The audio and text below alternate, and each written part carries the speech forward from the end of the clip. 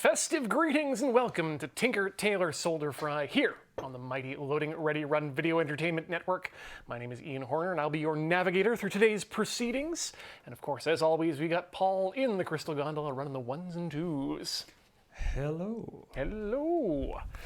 But before we get into tonight's proceedings, which will be sweet indeed, we want to remind you that you can help us out over at patreon.com/loadingreadyrun. That's the way that we can reach into your wallets directly, but with your consent, set up, of course, using patreon.com to help us out every month for the shenanigans we get into here at Loading Ready Run. You can, of course, support us in other ways too, like store.loadingreadyrun.com, youtube.com/loadingreadyrun, and twitch.tv/loadingreadyrun. But we appreciate each and every one of you, however you choose to support us, either monetarily, just hanging out, watching the chat, or telling your friends. We crave new viewers.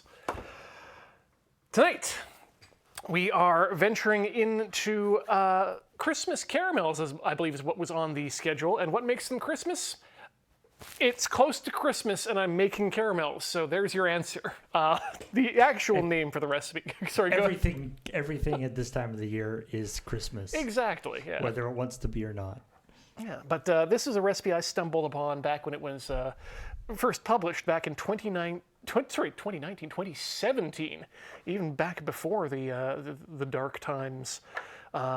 Jarrett Sirac, I believe. It'll be down in the doobly-doo and, of course, in the chat if you're watching live. But what's interesting about this is it's a recipe for caramel that's based on experimentation. And boy, if you're a long-time watcher of Tinker Tailor, you know I like foodie people who do experimentation with their foods to try and get the best product possible. And that seems to be this gentleman's goal here, is to make the kind of caramel that's easy to make, predictable to make, and gets the results that you want.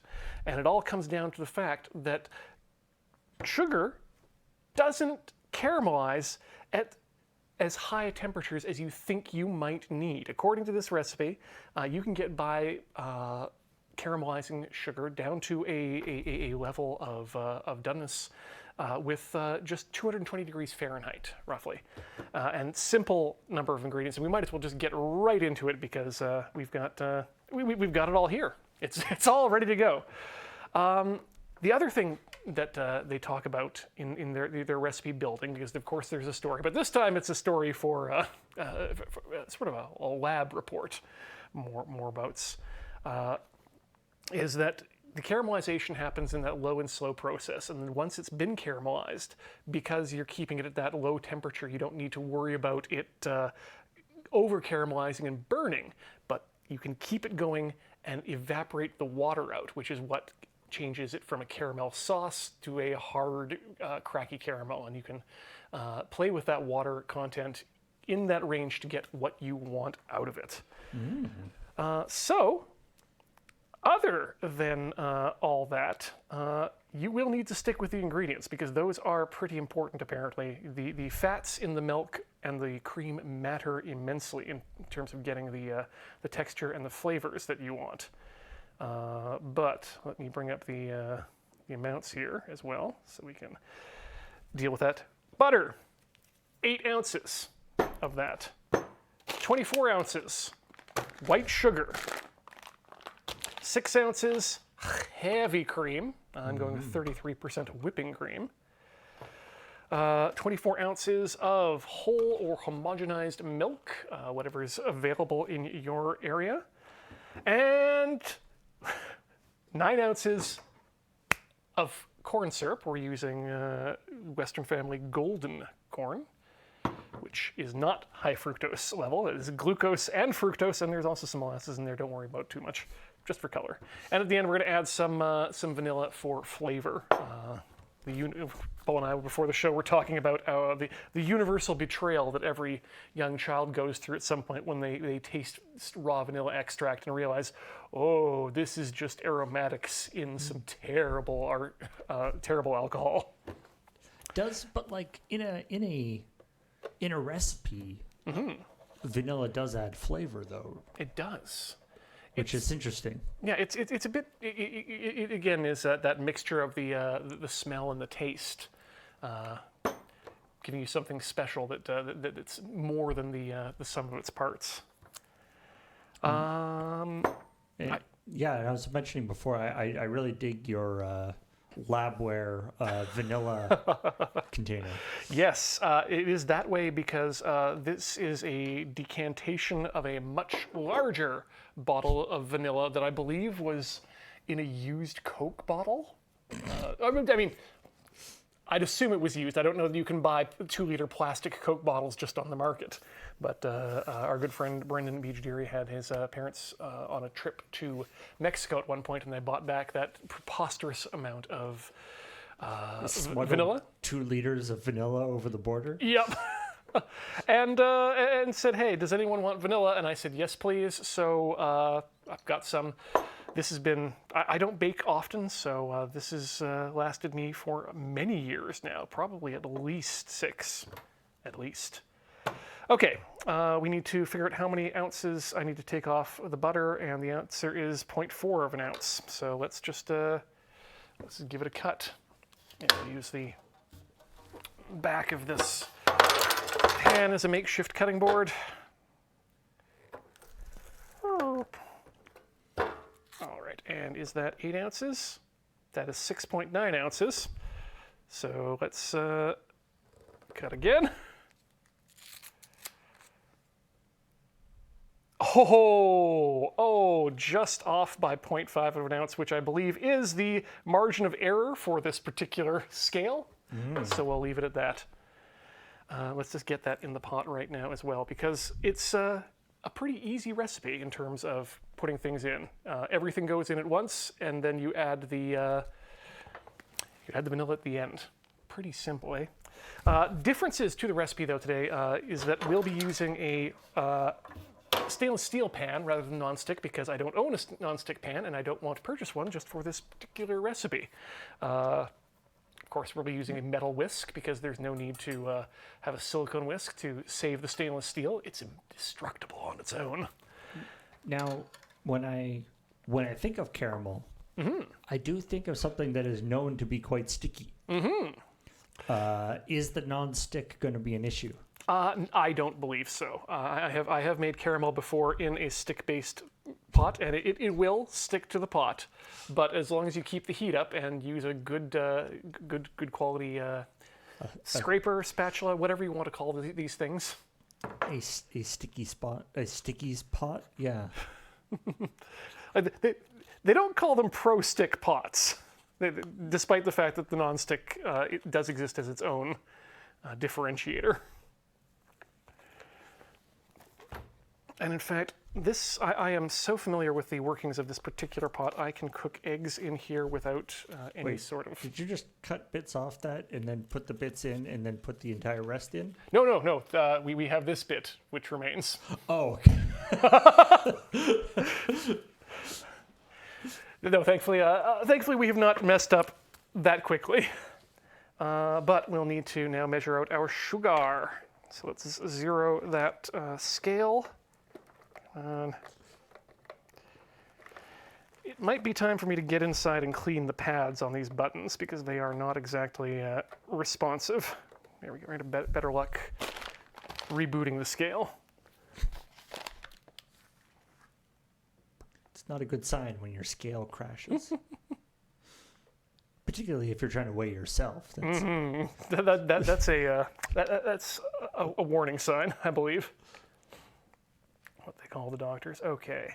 Just want to make sure I'm not... everything except vanilla goes in now. Good. Read the recipe multiple times, just in case. So, 24 ounces. All right. So this is the technique of doing it. Instead of having to measure out everything individually, all you have to do is add it to the weight. Exactly. Or just tear the scale. I guess it makes it kind of hard to go backwards, but... It can a little bit, but if you're working with dry things, it's pretty okay. So... Oh no. Right. I keep forgetting how many ounces is in a pound. it's 16. So then it'll be 1 pound, 8 ounces, right? Yeah. There we go, yep. 1 pound, 8 ounces. Come on. 6. 16 ounces at a pound, right? Yes. But what if they're fluid ounces? Then they should specify that, please. What if aren't there like imperial and metric, are there metric ounces? I don't even know. I don't think so, but I do always get caught up by the fluid and mass-based ounces a lot. Thankfully, this recipe provides both the weights, but also the average cup amount, and that looks like 3 cups of sugar to me. I mean, Okay. worst case scenario, we have more caramel. Yes, but we'll have to boost all the other. We only have so much butter to boost everything up by. Okay, we've rebooted the scale. Let's add now our milk, Troy. heavy cream. Heavy cream first, and we want 6 ounces by weight specifically. They mention, which is interesting. 6 ounces by weight. Oh, that looks good. Right, because a fluid ounce is a measure of volume, not a measure of weight. They just happen to use the same unit for fun. Yeah, I'm sure I'm sure they had a very good reason at the time. I'm pretty sure the reason was we always have done it this way. I like the word ounces.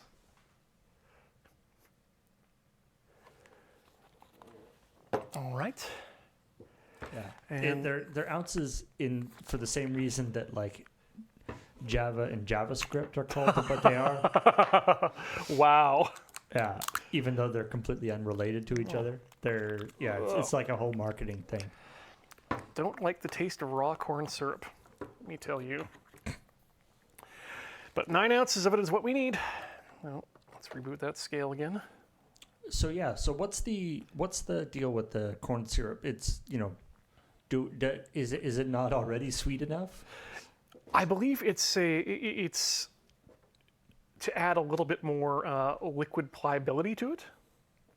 Oh, okay. It gives a little bit more, a little more flexibility. Mm-hmm. Because if you're dealing with sugar and you cook off all of the water in that, then it'll probably just recrystallize itself.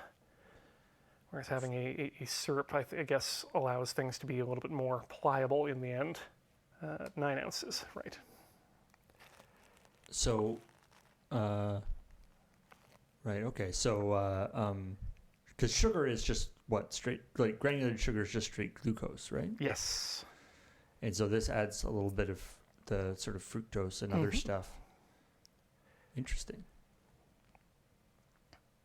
Not entirely, completely certain on the science myself, but that's my rough understanding. Ooh, there we go. We're all the way up to 9. Table sugar is sucrose, not glucose. Oh, is right, it? that makes sense. Yes, Okay. yes, yes, that's right. Sorry, the reason I know that is because of a video I watched recently on Mexican Coke. Ah. And there was apparently a bit of a controversy flying around the internet that Mexican Coke isn't actually sweetened with sugar. There were some people who did some lab-based experiments to test whether or not there was glucose in the cola, because that's the kind of sugar you don't want if you're flavoring with sucrose. And so they tested Mexican Coke, they tested the regular Coke, they tested Pepsi, they tested all sorts of beverages that claimed to be sweetened with sugar or not, and they found glucose in super high amounts in all of them.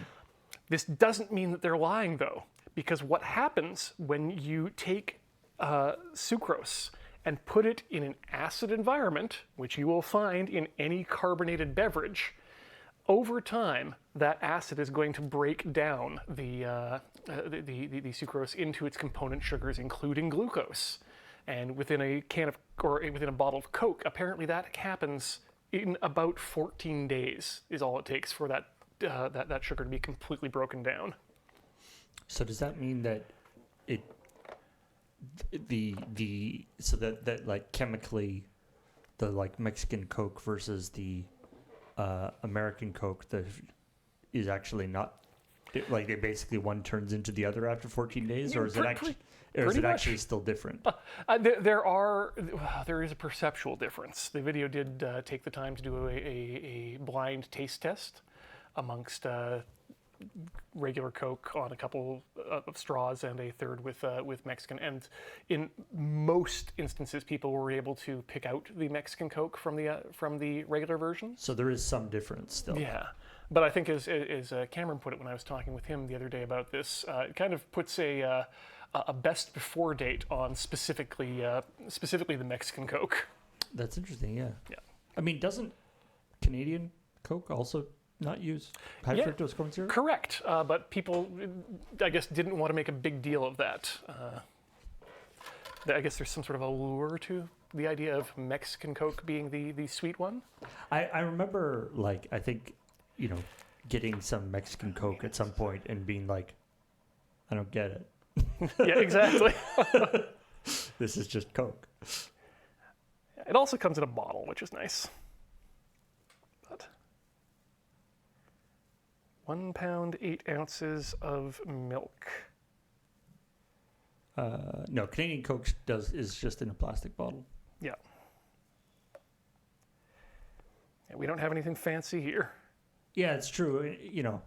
We the vessel that you drink it out of does make a difference. So maybe even the glass and whatever makes a difference. Mm-hmm. I would believe so, if nothing else, perceptually. But this also goes for any of the other fancy sodas you may have in your area. We got a number of breweries and distilleries that like to make fancy sodas here in Victoria, and you'll see the same problem. That sugar will break down into its component sugars over time.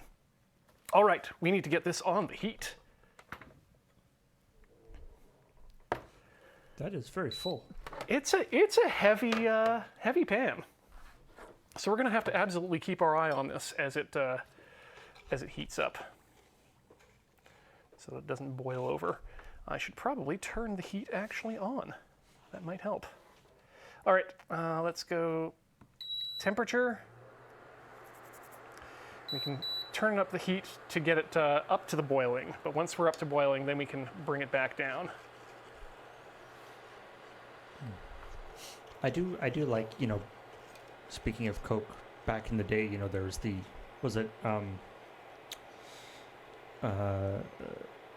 Andy Warhol that was talking about that, that there's only, their Coke is the universal equalizer, right? Mm-hmm. No matter how rich you are, you can't get in it. You're still drinking the same Coke as everyone else. Yeah. Well, we fixed that. Yeah. Yep. Now we have extremely expensive artisanal colas. So yeah, never underestimate people's ability to make a more expensive version of a thing. Yep. Differentiate themselves. I mean, that's something. Now that I think about it, I haven't. We're as you can see, this recipe is from 2017. And as I mentioned, I picked it up in 2017. We're starting to hit some of the older backlog potential projects for Tinker Tailor Solder Fry. Oh. So you bringing up cola reminds me that I've always wanted to, ever since I heard about open cola way back in the early 2000s. Right, that's people were attempting to replicate the cola recipe sort of from scratch, like sort of in a clean room replication. Coke. Yeah, and then even just to have a good cola recipe online for people to draw from that was open and available. And kind of want to give that a try. So it's got quite a few. It's one of those things that's got like a bunch of sort of counterintuitive ingredients in it. Mm-hmm. That all kind of come together to make the Coke, because Coke or cola isn't a flavor; it's sort of a combination of a bunch of flavors. Mm-hmm. But it is a very distinctive flavor. And has some very interesting spice to it. So we're just bringing it up to temperature right now. For those of you at home who are asking, is this a block of cream cheese in here? No, this is just a block of butter. Although that does sound kind of amazing, actually. Mm-hmm. Cream cheese caramel. Oh. Ooh. I bet that's something you could probably make nicely at the end. If you just maybe kept the caramel at a slightly high temperature to make it pliable, and then cut slices of cream cheese into it. Or like whipped it in. Yeah. Yeah, folded, I guess, maybe. Folded in, yeah. And then put it in a pie crust and refrigerate it. Yeah, that would be very good. Okay, we're starting to get things coming apart here. Yeah, actually, that's one of those interesting things. The flashing lights on the cooktop Yeah. are an indication of the refresh rate of the camera. I was going to ask if you could, if you were willing to experiment with adjusting the refresh rate or the. Sure, yeah. Let me adjust the shutter speed a little bit. Yeah. Is it? It would be. Yeah, there we go. Hey, there we go. I can set it down. There's a little bit of definition here, but. And then I can make it. There we go. That should be slightly less of a problem for our motion-sensitive viewers at home. I guess we can clunk that down. Okay, you know what? I think I'm actually going to increase the heat just a bit more here while we get that butter melted down. Weren't we just talking about how it doesn't have to be hot? Doesn't have to be hot. Well, it doesn't have to be any hotter than boiling is the key.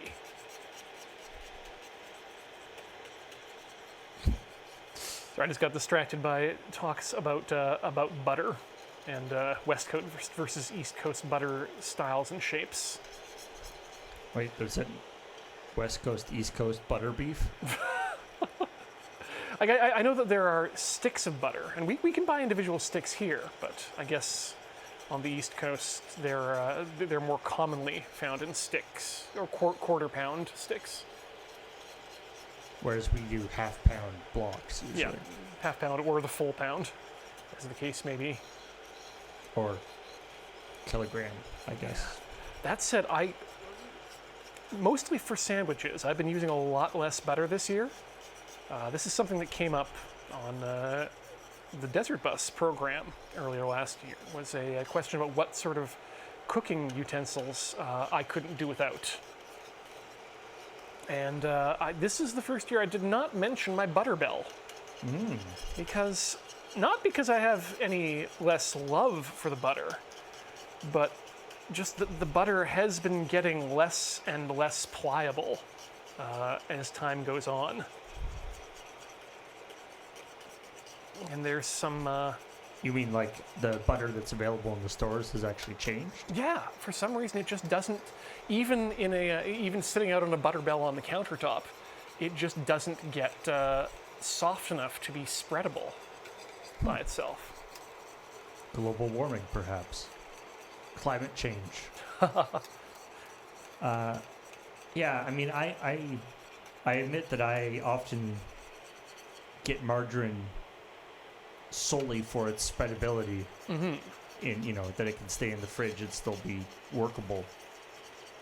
And even though the flavor isn't necessarily quite as nice. I may have to give margarine a second shot these days. Symphony Solstice says increase in the palm oil is usually the culprit, and that's the one that I've always heard being the case. But maybe it's just the dairy propaganda in Canada, but I've always felt that we're above that sort of thing. Feeding palm oil to cows for feed and whatnot. Wait, it's the palm oil isn't something that's added to the butter, it's something that's added to the cow? That's my understanding, yeah. Oh, here we go. An American, because Canadian consumers expressed disappointment the butter stopped becoming soft at room temperature. Food experts attribute the hardness to an increase in the palm oil in dairy cattle diet, prompting Dairy Farmers of Canada to recommend to farmers to cease adding palm oil to cows' diets. Yes, please. Wow. So yeah, you're not imagining things. I'm not imagining, and I'm not alone. So hopefully hopefully that'll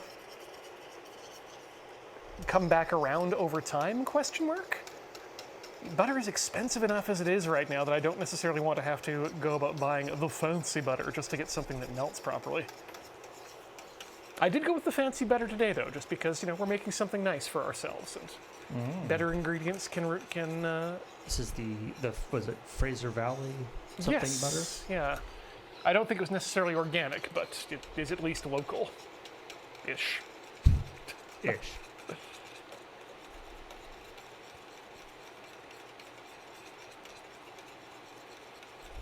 Yeah, Husk, the Canadian butter not being spreadable right now is a new thing within the past few years. But it is interesting to know that American butter, at least in some areas in the States, remains soft and pliable.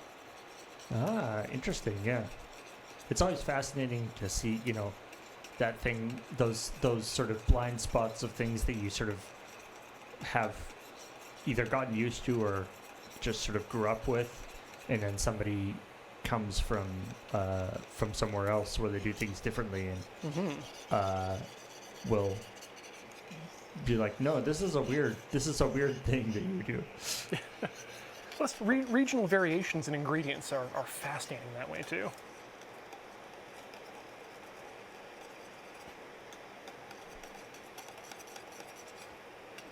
But when it gets in the way of my my daily sandwiches, it's no bueno.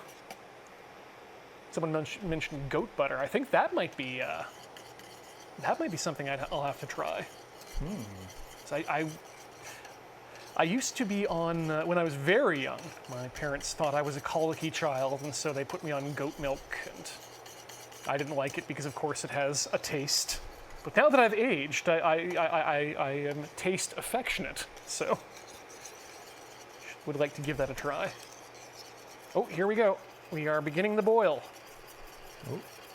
So now it's time to bring this right down. Coming up a little bit. Oh. Yeah, gotta keep the runaway from happening. Oh.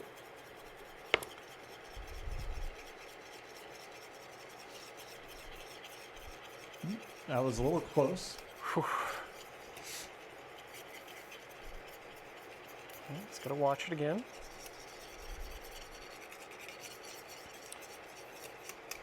Because we're not looking for a rapid boil, we're just looking for a slow cook.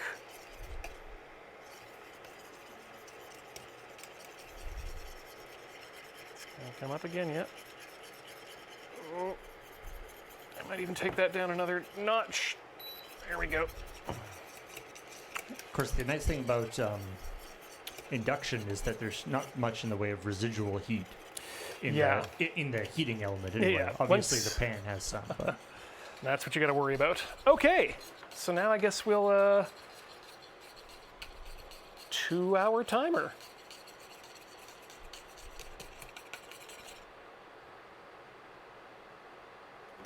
All right. Let's add a bit more heat back.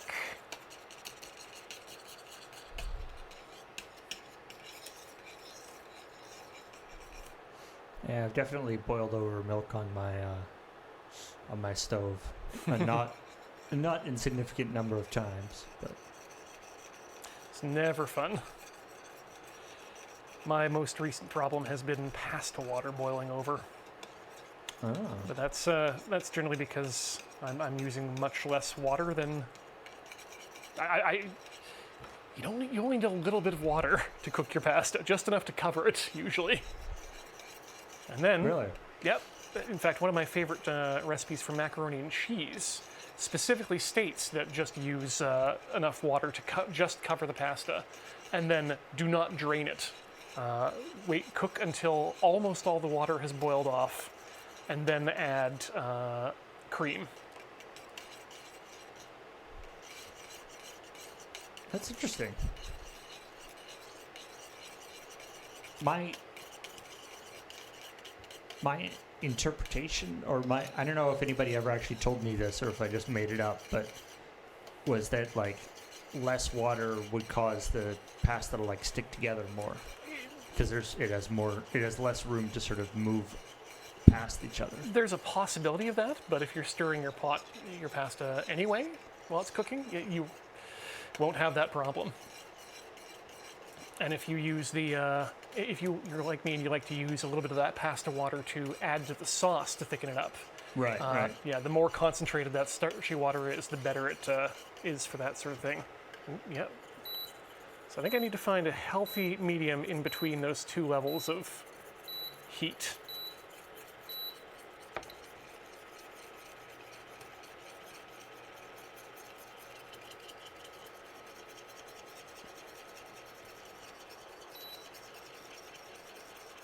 You know, maybe I can switch over to fire mode. Wait, what? Well, there are two different modes here on the console. There's temperature mode and fire mode. And fire mode, I guess, is measured by wattage rather than a specific temperature. So we're currently at 500 watts, which it looks like the boiling is continuing. So I think we're good here. Let's make sure to scrape down the sides of the pot here too, because you won't get a good consistency.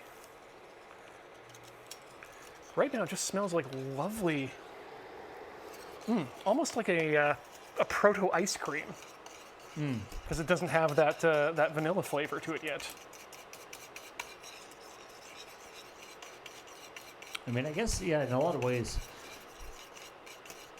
like ice cream is basically all the same ingredients, just in a different ratio. And in the opposite direction. Again, it's that idea of slowly cool it down until it becomes solid, but keep it moving the entire time. Caramel, you go in the other direction. Make it hot until it gets solid. It's caramel just reverse ice cream. I think we've discovered a new dessert axis, Paul. The caramel ice cream continuum.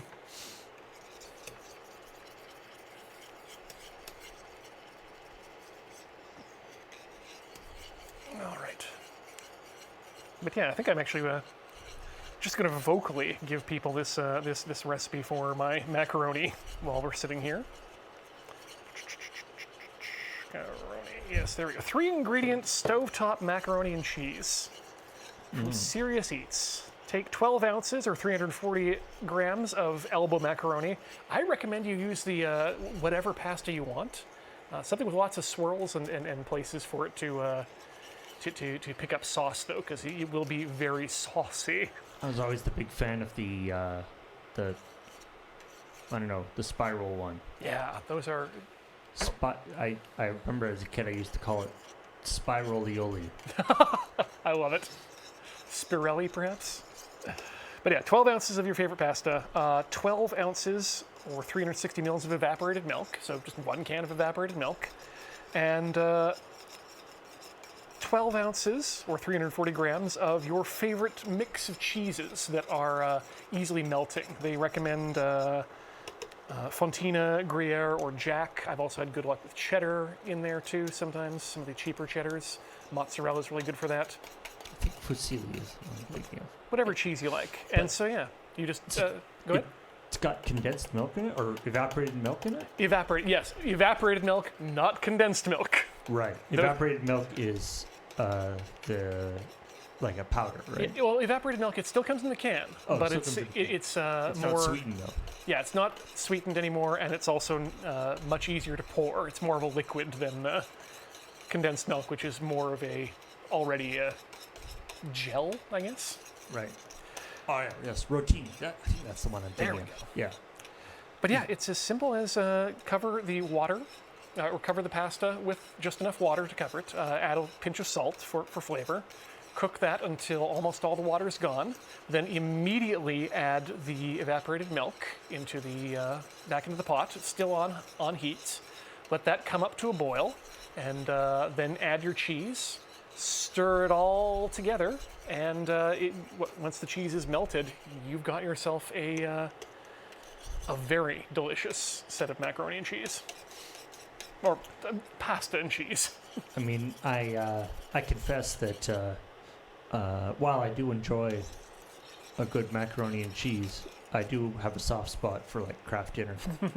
I feel like it's almost like a different food. But you're exactly right, Paul. I was going to say you're fine calling them different because I think they fill different niches in the craving department. It's like how crab and imitation crab are like quite distinctly different tasting things. Yep. I like them both, but getting one when you expect the other is a little disconcerting. I made California rolls for dinner last night, and we very specifically used the imitation Pollock sticks for it because That's what it's supposed to be. yeah, that's the flavor. That with Japanese mayonnaise, and very good.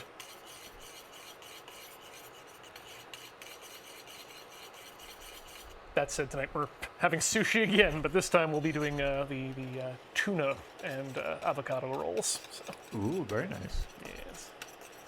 Got some sushi tuna. Yeah, I had some leftover from I think the last time I made California rolls on Tinker Tailor Sold to Fry.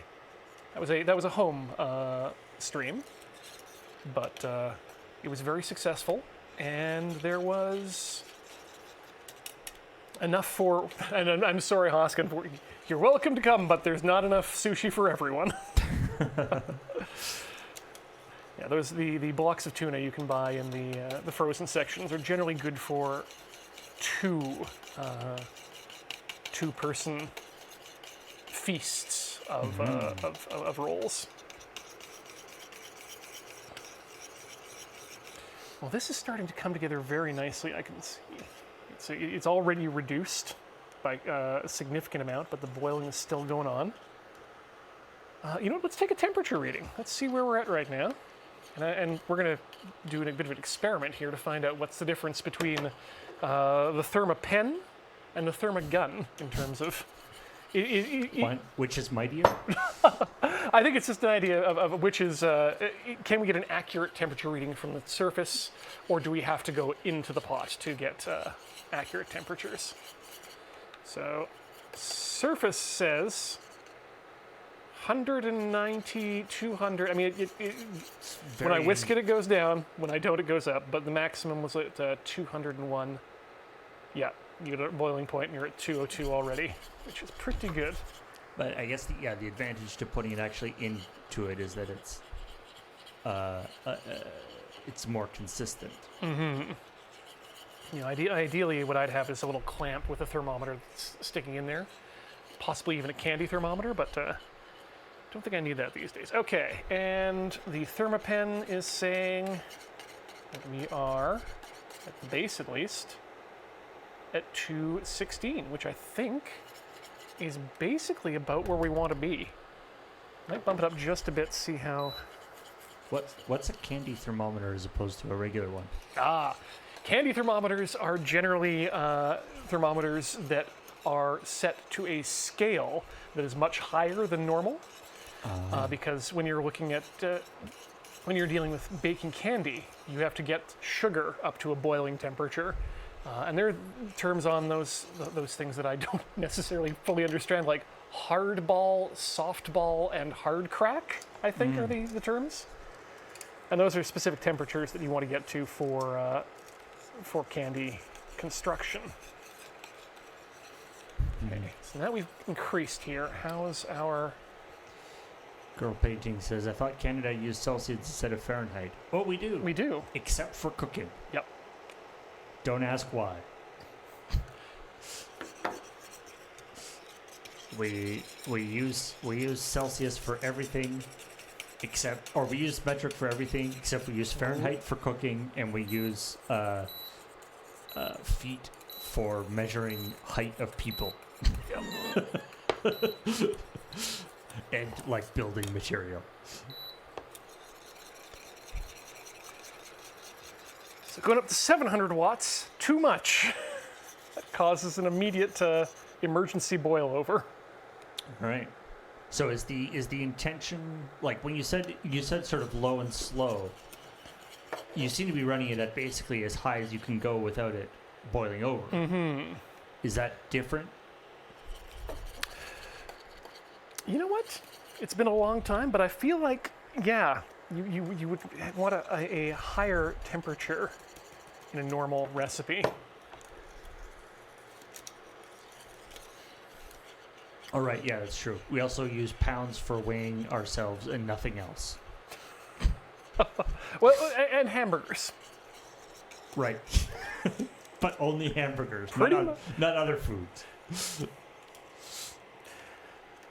I guess maybe I guess maybe steak too. Maybe steak? Yeah, meat is generally sold in meat is sold and advertised in dollars per pound, but because the official Weights and Measurements Act exists, there is also on every price tag the amount in dollars per kilogram and the amount in grams and kilograms too. Like it's kind of a mess. I'm gonna level with you. Although it's probably mostly, America's fault that because most of the things where we use the imperial system is stuff that we, have to do a lot of cross-border things with. Well, I've always thought that linguistically, the imperial system works better too. It feels better in the mouth to say inch, yard, mile, foot, ounce. Right. Than sticking the SI prefixes on all of your units.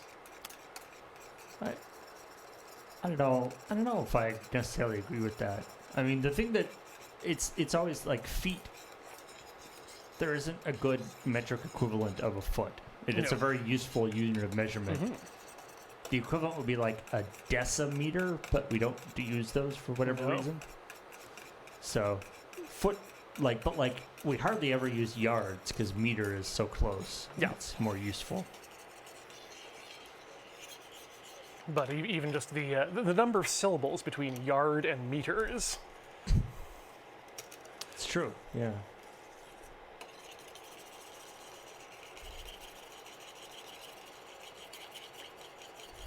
Gallon. It's hard to say, to sound... large when you're talking about liters. 2.5 liters or 2.5 gallons. That said, if we're bringing back old measurements, I'd prefer the flagon. Just as a name. Stone. Mm-hmm. Or just hands, yeah. this whatever is 10 hands high. 18 cubits, which I guess is coming back now with quantum computing. Just travel back in time to Babylonian times. Yes, sir, you won't believe it. Qubits are coming back, but not how you think.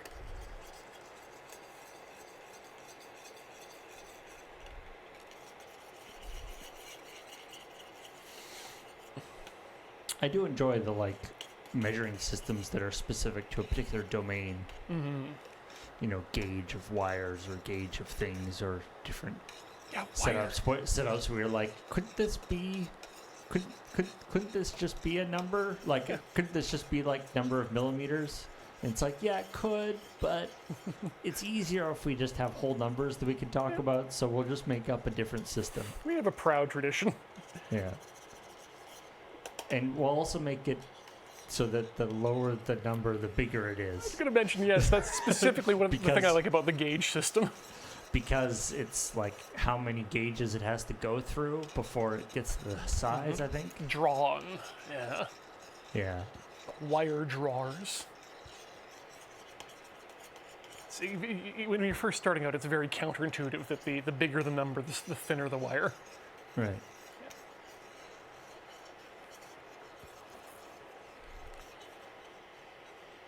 But yeah, good names for units down at the small level too. You know, when you've got your angstroms and your Planck lengths. And it works on the other side too. I mean, I don't particularly think it's useful for communication for people, but the astronomical unit is again another one of those. I want to say, just we're getting a bit big for our britches if we want to do science based on the distance between the Earth to the sun. Yeah, it's just sort of a useful measure. Yeah, but it's going to be if we end up communicating with anyone out there, they're going to be like, what? You based your measurement system on how far your planet is? Yeah. How conceited of you!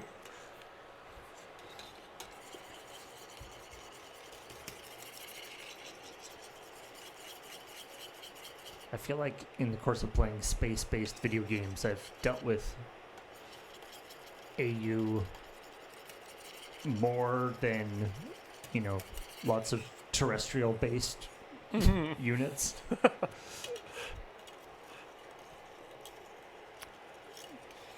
Honestly, the more I think about it, it's in terms of measuring distance from a human scale, it's not even really that useful. Like, when's the last time you took a trip to the sun and back?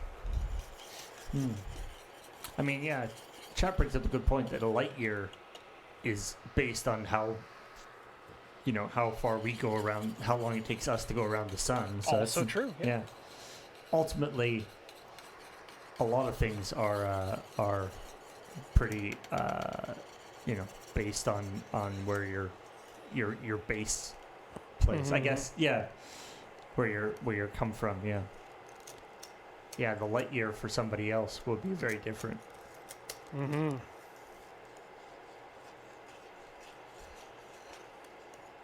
But again, it's using those using human words to make the communication of extremely large numbers easier. Right.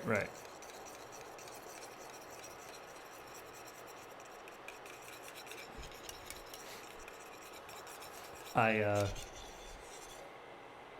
read a great science fiction book a while ago, but I guess as a particular as a sort of foible of the book and a sort of nod to it being in the future, all times were given in seconds. Ooh. And like kiloseconds and megaseconds and whatever. Right.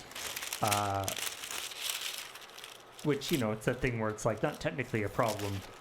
It's still perfectly valid, but in the court there at the beginning of the book there was like a little chart that had, rough equivalents. So you could be like, oh, okay, that's what they mean. When he says, I need to go do something in a megasecond, that's roughly how long that actually is. I really do hope that the first draft of that was, well, here's how long a megasecond is. It's 1,000 seconds. A million Oh, seconds. that's right, yes.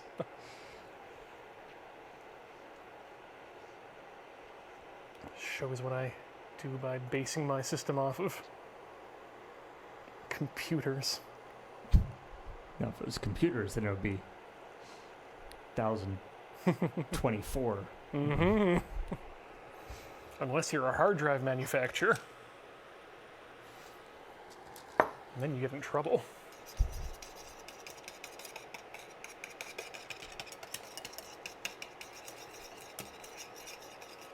Did that ever get resolved? With the hard drive thing? Yeah. I don't think so. Okay, I know there was like some class action lawsuit or something, and people were like, hey, this number is smaller than that number. We're missing out on 8 whole bytes, people. It's one of those things that like I feel like, lots of computer people are just like, yeah, that's how it is. And then, sort of lay people from outside are like, no, that's stupid. We should make them not do that. They're like, oh yeah, I guess we could tell them not to do that.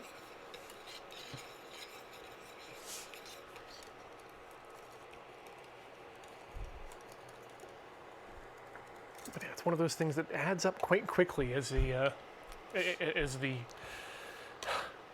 the significant digits add up.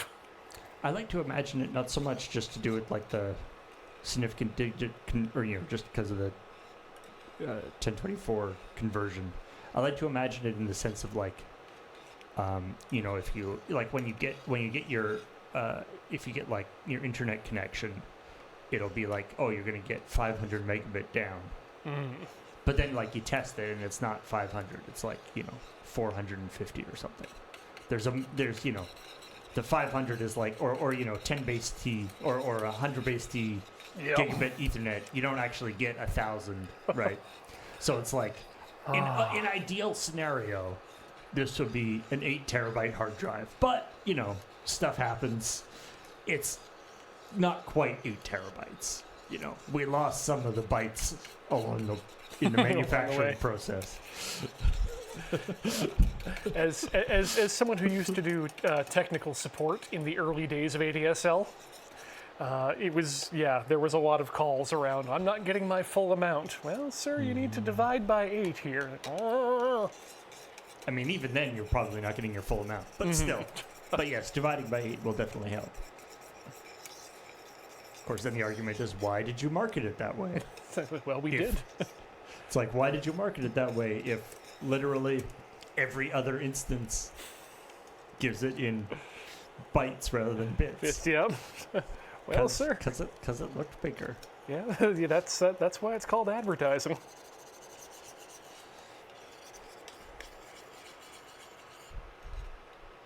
Which reminds me, I need to call up my ISP and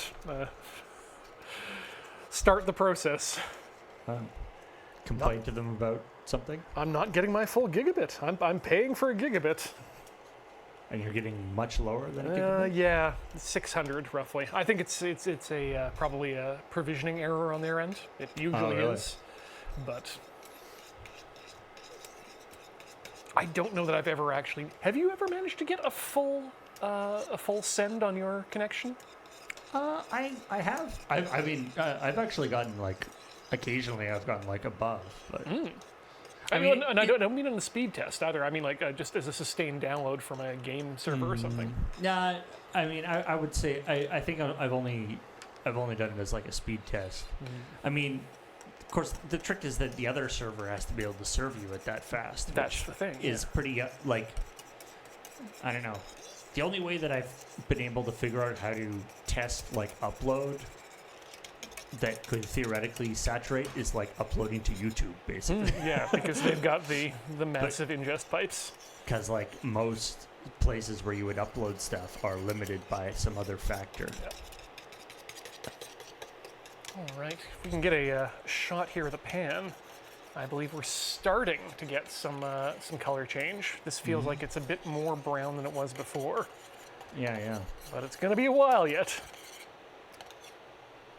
But we're exactly where we want to be, which is in that 210 to 220 area. And let's take another quick measurement. And even ooh. But if we bring it, if we start whisking, that brings it right down to 218, which seems real good. Oh. But even at this slower speed, you do have to be constantly stirring it, eh? I feel like I don't need to be constantly stirring it, but I feel more comfortable keeping it moving. Not just for the potential of boil over, but also for the potential of it. Again, this is a induction stove, so it should be evenly heating all across the bottom. But I don't want to be creating any particular hot spots that stay there for too long. Yeah, but I think I can probably step back on the constant whisk process here at this point. How is our time looking for where we're at? We're 30 minutes in. That feels pretty good. Close down that window there. I have Girl Painting mentions, and I have heard that that a lot of honey is adulterated with other sweeteners. It's not even when it's sort of listed as pure honey. It's one of those things that they get you. Mm-hmm. I just get frustrated when my honey gels crystallizes on me. Yeah. Although I actually have had good luck with getting not creamed honey, but like honey that is like already sort of Been pre-crystallized? I guess it's sort of pre-crystallized or sort of, but it's still, I don't know what they do to it, what process they put it through, but it's sort of crystallized, but still not just like a solid block. So it's still, you can still spoon it up or whatever, and then you don't have to worry about it crystallizing. But Dr. Hutch asks in the pitch for this Caramel 3.0, was the idea going this slow that it requires less attention to not burn, or it creates a better final product? Better final product is the idea here. I don't think the caramel making is one of those things that you can not pay attention to at all. and yeah, I know Macbeth seems sus saying crystallized honey, put the in a pot with hot water and return to syrup. That's true. The problem you run into is, one, if your honey is in like a plastic bottle, then you don't want to you don't want to be too aggressive with the temperature. No, you do not want to microwave your plastic bottle of honey with this much crystallized honey in the bottom of it, because then you'll have no longer a functional bottle, and B, any honey that you can eat left, because it will be perfectly mixed with the plastic. I have done that before. I usually do. If I have to do that now, I'll put it boil it in water, or put it in water. Just hot water, yeah. But I've done it in the microwave before, and one time, I didn't. It didn't actually melt the plastic completely, but there was sort of maybe an inch or half an inch of honey in the bottom that had crystallized, and microwaved it, and then I sort of took it out and shook it, to try to get it all Get it kind of moving? moving and mixed up. And after I finished shaking it, the plastic bottle had turned into a bulb. Yep. It had lost, because instead of the texture of the plastic, it had sort of become so soft that it had, but the shaking had sort of gravity centrifugal. I was like, I should transfer this to another container. Yeah, they do not make those honey containers particularly rigid, do they? No, but yeah, I transferred it to I've transferred my current honey that crystallized. I melted it and then transferred it to a glass container, which seems to have worked better. Have you ever considered getting one of those, just a honey pot, and then the little wooden bulb thing? I don't know what I have not, but I feel like that could be a good idea, but I don't know. I do enjoy honey in tea and stuff. There you go. Not a big honey user myself, but to answer a much earlier question, I think I absolutely would pay extra if I could be certain that I was getting local honey that was completely unadulterated. There's not much more, but there's definitely, one thing about Victoria is that we do often have the artisanal local version of pretty much anything you could want, and there's some very particular honey, both from farms here on the island, and also I think Salt Spring Island is quite a honey thing, and so you can get, I know the market on Yates and a few other places has stuff that is from not only from local farms, but actually has what kinds of flowers it came from. And, oh, nice. whatever the honey equivalent of single origin. I mean, don't be creepy, but across the street from me, there is a rooftop patio that has a hive on it. I've seen the beekeeper go up there and tend to it a number of times. Oh, neat. So I would wonder if they, if the owners of the building or whoever's working on it maybe commercializes that honey somewhere nearby. Is it is it just one hive? It's an box, but I guess that means you have just one hive probably. Yeah, I suspect that one hive would not be enough to sort of do any kind of commercial endeavor. Yeah, probably not commercial, but if it's You only get like a jar or two out of that, or I don't actually know, but they may be able to use it in a commercial kitchen there. sure, yeah. I've looked into hives as a hobby a couple of times. There was in fact, a couple of years back, Princess Auto was in their surplus section, was clearing out basically everything you need to become a beekeeper, including all of the clothing and various other accessories. And just a pile of bees. No. I guess not the bees, yes. Don't think you can bring the bees back to the store for a refund. If they don't work, you'd be like, "Hey, Princess Auto, I know I got these bees 6 years ago, and they're not working anymore." Okay, well they're all in the box, but don't open it to check. I got them all back in somehow. Do you have the receipt? It's in the box. Yes.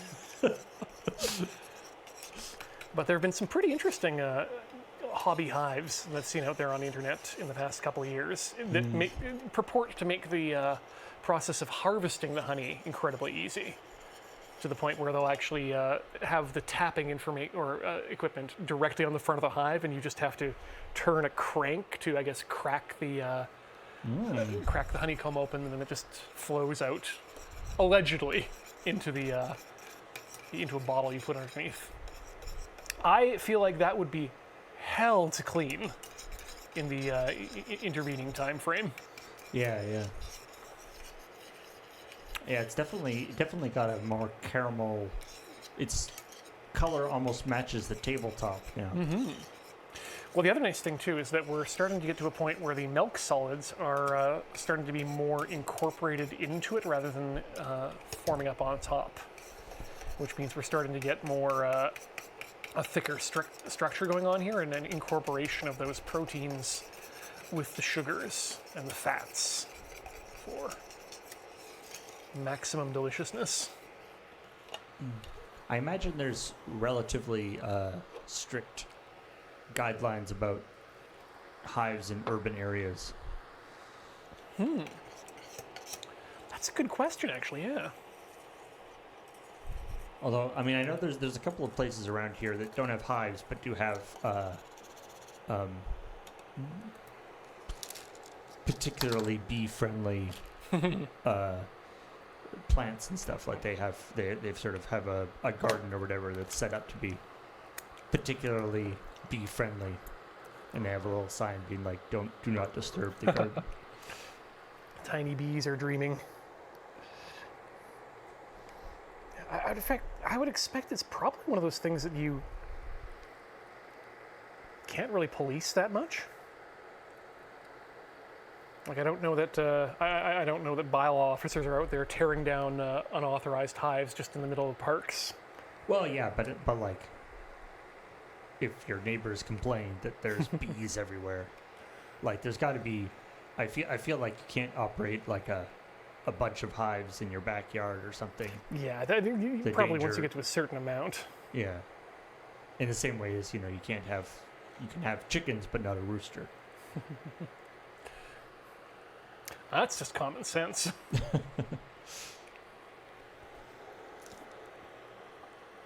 Okay, there we go. All right, here we go. Shane Lee says, "Are we going for softball or a little further up the candy temperature?" Aha. They know the terminology. Yes. No, Shane, we're here to keep the temperature directly in that lower quarter of the 200s in Fahrenheit. I don't know what that translates to into the ball temps, but we ballin'? we ballin'. softball. But no, I think we're just here to get it cooked down and then evaporate the water. I mean, there is something to be said for, outside of say of burning the caramel, or having it boil over. There's the consistency that you're going for, but like worst case scenario, it's milk and sugar. Like it's not going to be bad. Well, and that's It might not be quite the right consistency, but it's still going to be delicious. yeah. Well, the other thing that the writer mentions about this particular recipe too is how easy it is to fix if you using this recipe if you don't get it to the consistency you like. If it's too hard, you can just throw the whole thing back in the pot, add a bit more water, and then cook it back down to the the consistency you want. And again, from the other side, if it's too saucy, you put it back in the pot and boil off more water.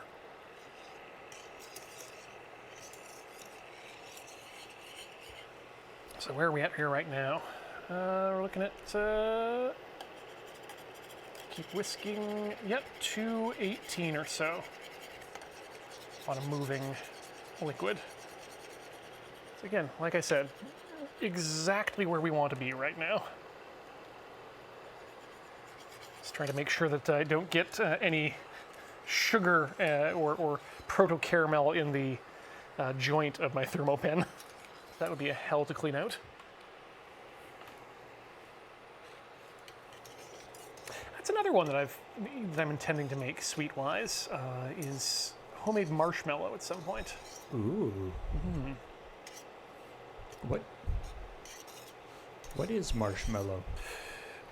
Well, there is in fact a root. I believe it's a root, or is it a flower? But it is literally the marshmallow. Named such because it's a mallow that grows in marshes. I know that there are also, the thickening agent is often, what's it called? The gelatin? Yeah, the gelatin from hooves. Why some marshmallows are sometimes considered non-kosher. Yeah, depending on how they're made. That said, gelatin is one of those things that I use a lot more now that I know what it's good for. I will rarely make a stew or any sort of a long braised sauce-based meat thing without adding a few packets of gelatin. Really? Oh yeah, no, a few packets of gelatin in a good beef stew just immediately ups the viscousness of the natural gravy. So it becomes less like a soup and more stewy.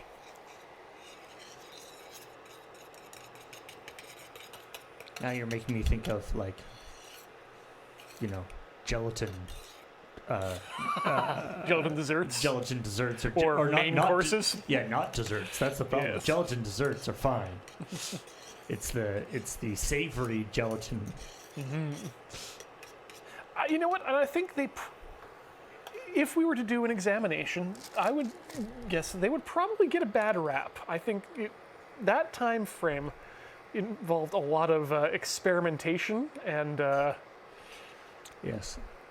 dangerous experimentation with Jell-O. I'm sure there are some good savory gelatin creations out there. We just need to find them and identify them.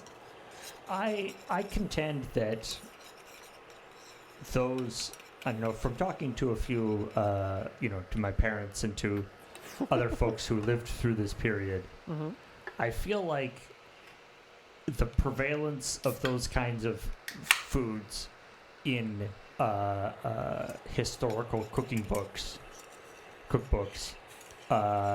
might not be indicative of how often they were used. I think you might be right. I think maybe they were trying to push it.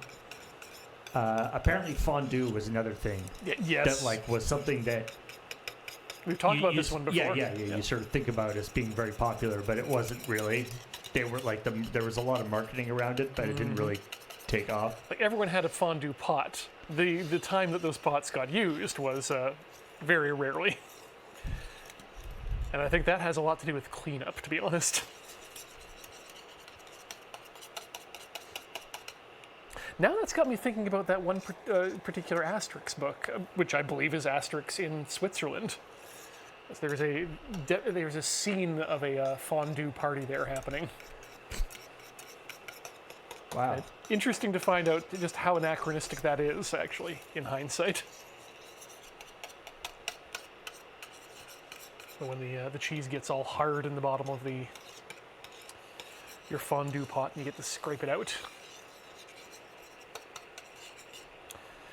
But yeah, getting back to that gelatin thing, I have in my mind in my mind's mouth, I have a sort of a consommé gelatin cube set up with maybe a tomato reduction just poured over top, like 8 cubes that you just pour a little bit of reduction over. Again, I've been watching too much Iron Chef. I mean, perhaps that would be an interesting Tinker Tailor at some point. A good gelatin entree. Yeah. I've often thought about that as a potential loading ready live bit to give a bunch of us an ingredient, and then we do our own little cook up with it. Not necessarily in an hour, but something we can bring back for tasting. Yeah, that would probably have to be like a pre-recorded type thing. Yeah. But when you're dealing with, again, that's the problem with doing an aspic or a gelatin on Tinker Tailor, is that we only have these 3 hours, and it's difficult to get gelatin to set up in that time. Here's one I prepared earlier. Yep, and long-time viewers will know that that's something I've always tried to avoid on this this program. And here's the final product. The is it James Hoffman, the coffee guy? Oh yes. Just put out a video for their sort of perfect tiramisu recipe, which is it's one of these sort of America's Test Kitchen style. They tested all sorts of different things, and very precise with how strong to make the coffee, what kind of coffee to use, how to dip the cookies in the coffee to get the perfect ratio of coffee to different things. But yeah, he has very, very strong opinions about how to put the whole thing together. You know what? I can't blame people for that. Everyone's got to have their obsession. We're starting to see a real difference now in the texture. I think if we can go to this camera 5, probably see it a little. You can see that the bubbles are a lot less. Very viscous. Yeah. Yeah. I mean, it doesn't feel that way yet, but you can definitely see it in the surface.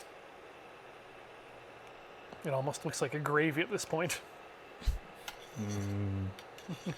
Delicious gravy. I mean, this would be a heck of a thing to serve on pancakes right now, as is. I mean, yeah, that would be pretty delicious. Oh man, I'm not sure if it's coming through either, but you can start to see almost a skin forming in some of these areas too, which is an indication that we are making progress. Slowly but surely.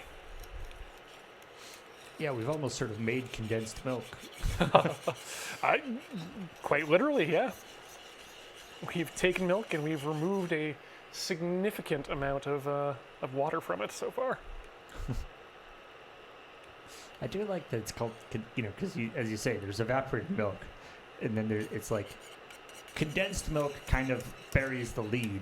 I feel like the condensing of the milk is not it's like condensed and with a whole butt ton of sugar added milk. I wish they would just put that one thing on the label: condensed and sweetened. Yeah, I mean, sometimes it's called like sweetened condensed milk, but Yeah. But when I'm reaching for it in the cupboard, I want it to be very clear which one I'm getting. I think when I was a kid, I thought that it was actually like that's just the natural sugars, and because it's so condensed, you don't normally taste it like that. I mean, that makes sense given the name. But yeah. No, I'm not sure if I mentioned it, but I did make that macaroni and cheese recipe with the sweetened condensed milk once, and you only make that mistake once. That's a mistake, much like using salt instead of sugar to bake your cake. I one time I was making a sauce, and I put in baking soda instead of cornstarch. Oh. Is two different white powders, Yep. and it was like a raspberry sauce, like it was cornstarch to sort of thicken it up, and it was this raspberry sauce, and of course it's baking soda and raspberries are acidic, so it foamed up. It foamed up and turned black. Oh, right. Chemicals. I was like, that can't be good. Oh. How was it? Or was it no longer? It was not edible. Good. Yeah, you don't normally need a lot of cornstarch to thicken things up, so. Yeah, baking powder and baking soda, are also bad to mix up, but it's not catastrophic, or not as catastrophic, I guess. But yeah, there's in the average baking cupboard or kitchen baking area, there are a lot of things that are like white powders in jars. It would behoove us to all treat our kitchens a little bit more like laboratories and label things clearly and well. I mean, this was probably labeled well. I just didn't read it, but So when we were just talking about the condensed versus evaporated milk, my thought was maybe we can get some sort of a standardization on color for these sorts of things. But then I remembered that that's what happened in the UK, I think, a couple years back, is that they changed the color of one of the pack of crisps to their flavors. I think it was their sour cream, or not sour cream, salt and vinegar went from, I want to say, green to blue, and it had the nation in an uproar for about a week. It is funny the way colors become associated with things that are in no way that color. Exactly. Yeah. That and when I think about it, salt and vinegar is blue, even though salt and vinegar chips are in no way blue. Nothing about them. No, it's blue. I guess the sea is blue and the sea is salty. There's like some connection there. Sometimes my salt packages are blue colored, but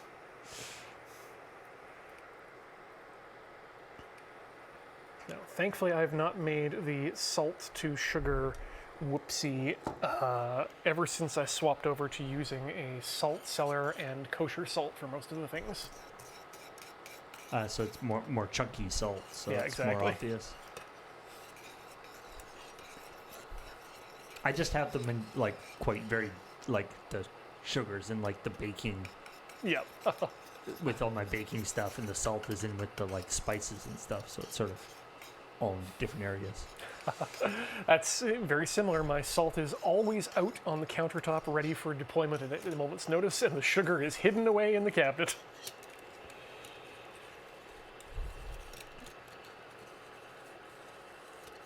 But at least I have a nifty little sugar container that looks like it looks like one of these dairy things. Oh no! See, now we have the problem. People think salt and vinegar is green. No, salt and vinegar is pink. Whoa! Yeah, see, there we go. Yeah, sour cream and onion is green.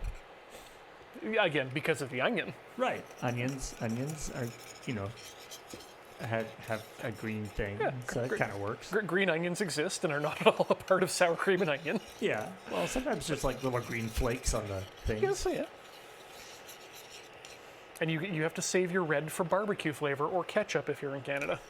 Right. In which case, barbecue becomes purple. Or brown.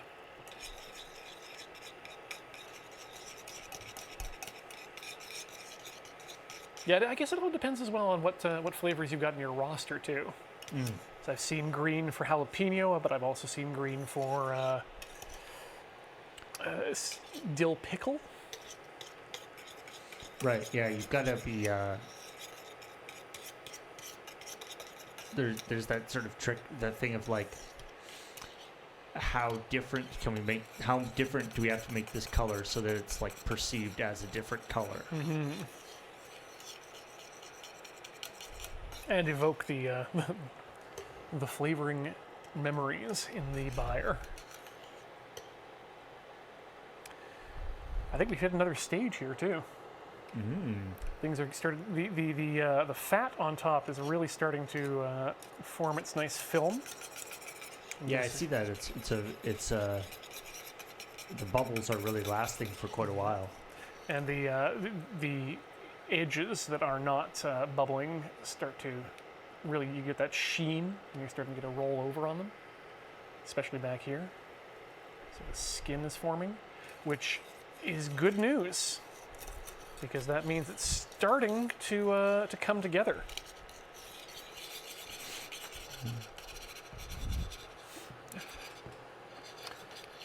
And we're only about halfway there. I remember reading an article, this was many years ago, but talking about how from a grocery store perspective, Coke owns red. Yep. And Pepsi not quite as strongly, but Desperately wants to own blue. but they do own, but they, you know, and by owning I mean the majority of people, if they just see that color out of the corner of their eye, Yeah, they immediately know. they associate it with Coke or Pepsi.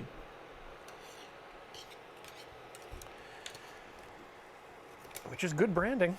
Yeah, It's, that is solid branding. it's a good thing we here at Loading Ready Run don't exist in the soft drink aisle. As much as I love our blue, I don't think we could compete with Pepsi. No. I'd like a Loading Ready Run crap shot, please. Will Pepsi be okay? Absolutely not. Fine. Artisanal comedy. Handcrafted in small batches. Vancouver Island, Canada.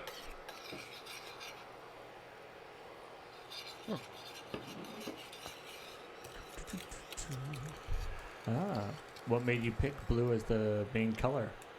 That is it is based on the color of the Commodore 64. Of the two blues, the sort of blue on blue, the dark blue and the light blue are on a Commodore 64. There's like a border. I mean, it's like on the website. There's a thin border around the outside, and then there's the darker blue text. The website, like early versions of the website, used to lean a lot heavier into that sort of styling, but it turns out that the big chunky fonts and that kind of stuff just is not actually that conducive to navigation.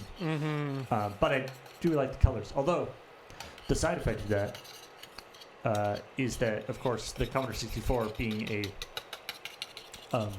computer, and the colors being chosen as a computer, they're RGB spec colors, Which means they're safe for web.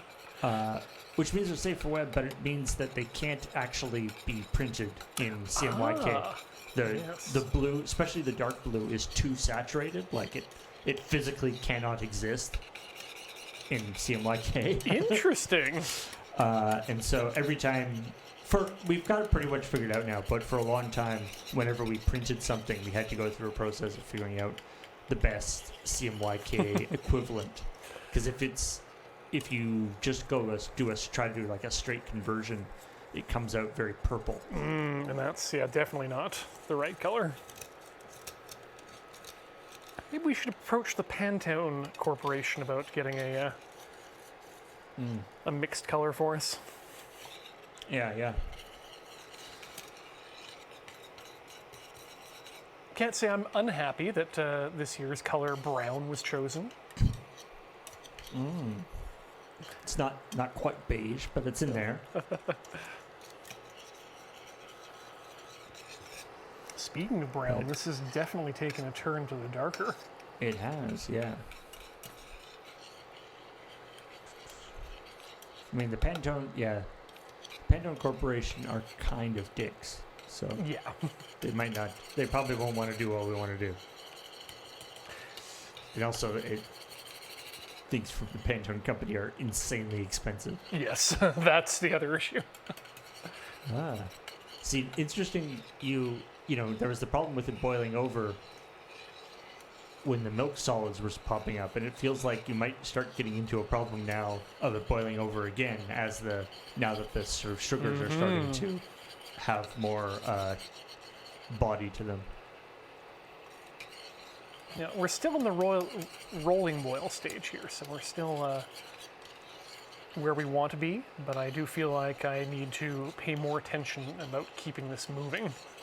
It's also getting much harder to scrape down the sides as things go on, but that's to be expected as more and more sugar begins to bake higher up. But I would definitely say this is still sauce level, or not even close to sauce level. It's not sticking to the... Now, if you cooled this down, it probably would thicken up quite a bit, right? Probably a bit. I don't know how much yet, but I feel like we want to start seeing some self-adhesion at this point before I'd consider this to be a good sauce. I think this would be pretty watery, but it might not be bad for ice cream. Or maybe for a top of drink drizzle. Ooh, that's something I hadn't thought of actually, is just taking it to a stage like this, or maybe a little bit beyond this, and just pouring it into a squeeze bottle for drink and other dessert topping.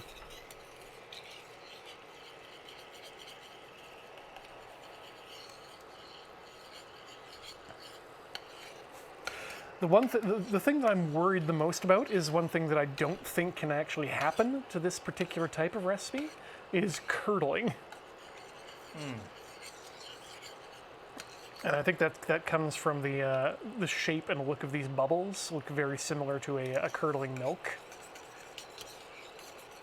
There isn't really anything acidic in this that would curdle it. Ooh, that's a good point. Or maybe a bit of cream of tartar, which I believe is acidic. Or is it basic? It's one of the two. I mean, everything is, but...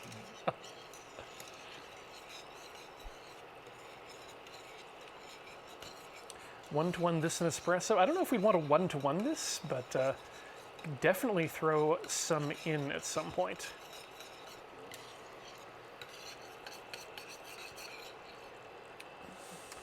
I mean, yeah. Salted caramel cold brew is like my go-to Starbucks drink. It is very, very good. Very nice. I'm wondering about adding coffee to this at any state, or when the appropriate stage to do so. I would think just near the end, but you still have to boil off the excess water from the coffee, and I'd be worried about maybe potentially damaging the flavor of the espresso with excess heat and time. And then, I mean, then as Starbucks teaches us, just add more caramel.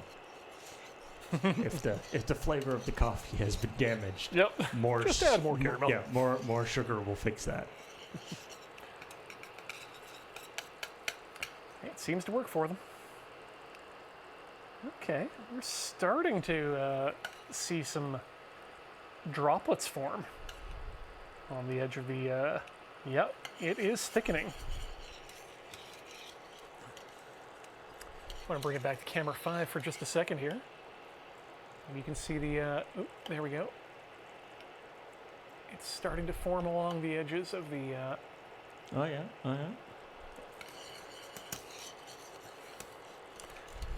Slowly but surely. I guess, again, this is another example of trust the process. Speaking of trusting the process, let's see at what point we should be taking this off. Okay, over the next hour, the color is turning deeper brown. Yes, we're making good progress. You're caramelizing, though. They say at 90 minutes in, it should look pretty brown, and I think that's what we have here. So around the 2-hour mark is when we want to start worrying about just getting water out of there.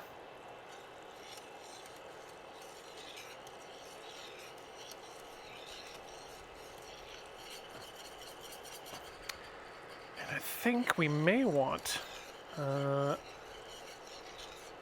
if I could impose upon you, Paul, in a bit, to grab a glass of cold water and a spoon. So we can use that apparently to judge the doneness. But I think we've got a fair amount of time left before we need to start testing that.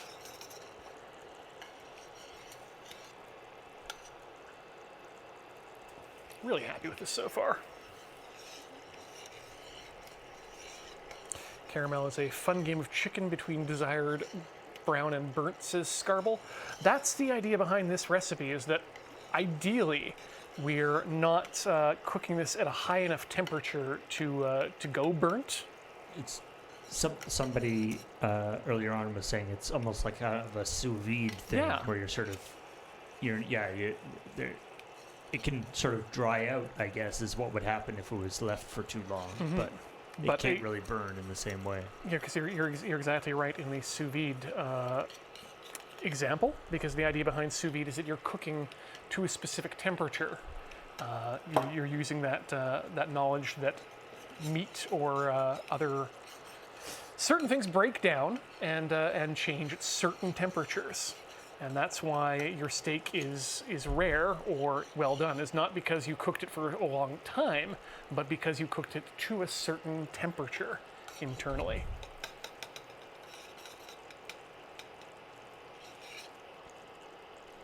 So there was. Dr. Hutch says, I do remember avoiding scraping the sides when making caramel sauce because I didn't want it to crystallize and end up grainy. This heating process might not have that same concern. I feel like that might be the case.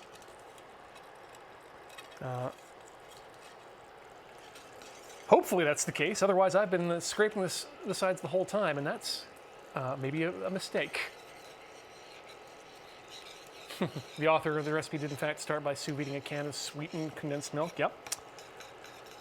And I can't remember if we talked about this on this version or the alternate reality version of this episode, but I've also put sweetened condensed milk into a pressure cooker, left it for half an hour, and then put it overnight to cool down.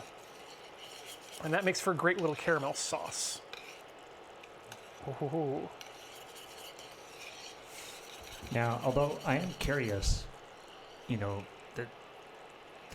this is Caramel 3.0 from 2017. But have there been any updates? Yes, that's a good question. Has there been any point releases? What's the patch notes? Well, and what was Caramel 2.0 as well? I would assume that 1.0 is just your normal version. Maybe 2.0 is the. I guess that's the one where things have support Ajax. Yeah. Of course, the version that came out in like 2022, 2021, started integrating NFTs, which was a real shame. I remember the talk of Web 3.0. Dark times. Yeah, people don't talk about Web 3.0 too much anymore, do they? Not so much, no. I mean, nobody ever actually explained what it was, but... think that was part of the problem. No, not part of the. I think that was actually part of the Yeah, of the con. acting as intended. What is Web 3.0? Well, we're not sure. We'll find out, but we need a lot of your money to help build it and bring it to reality. Sounds good. I'm in.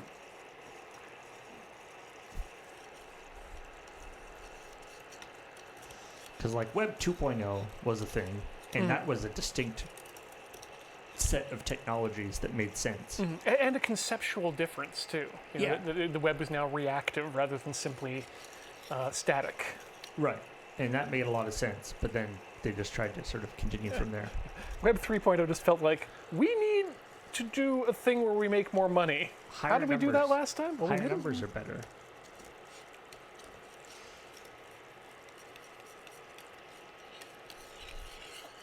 What was it? You know, remember that show, was it Ask a Ninja? I miss Ask a Ninja. That was great, but I remember he did one thing. He was talking about, you know, that is like, are there,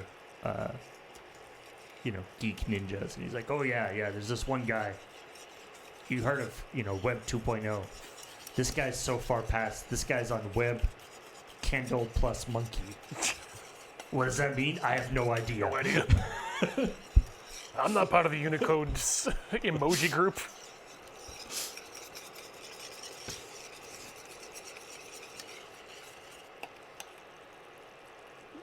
I feel like the world needs more ninjas again.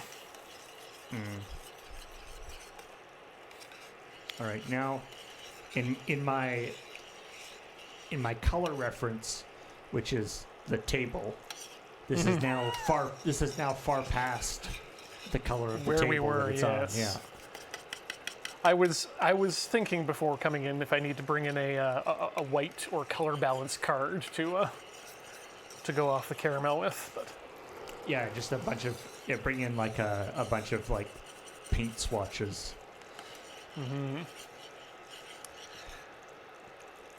So we are really starting to thicken up here at this point. At least I thought we were. It is definitely dripping down in more larger drips. I feel like we've got a ways to go yet.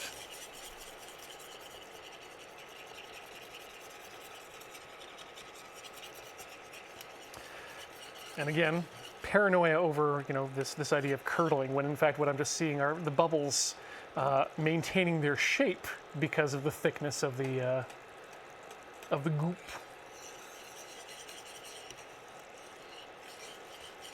It is not, in fact, just full of little balls of butter or what have you. Said the sheen on this is starting to really come together.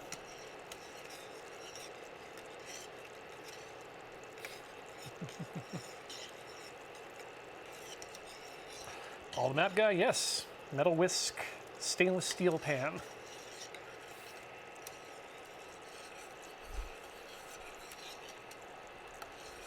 It's good for the pan.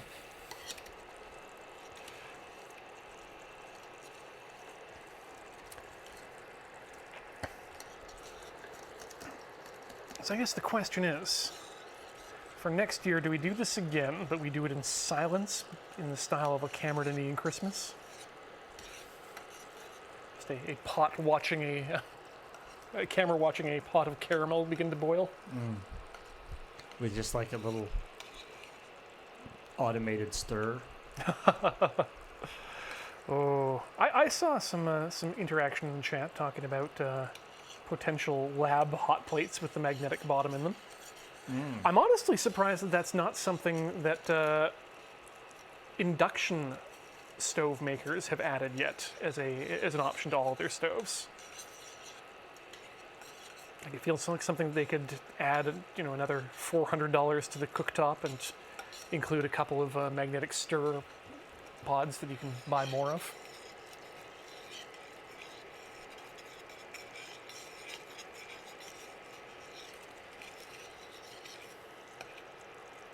Ooh. It feels significantly heavier too at this point.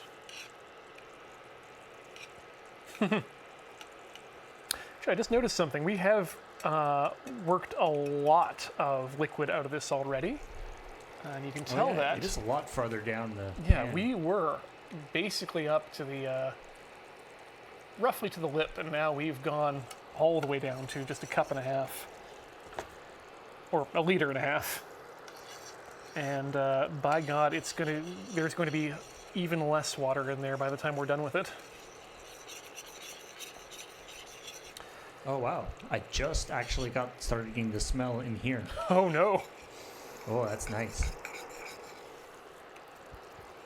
I think it's wafting in you. Oh man, it is definitely wafting in your direction if you're getting it, because I've been boiling my own nose frog since the beginning of this, so it's a little bit less apparent to me. Acclimatized myself to it as it comes up to temperature.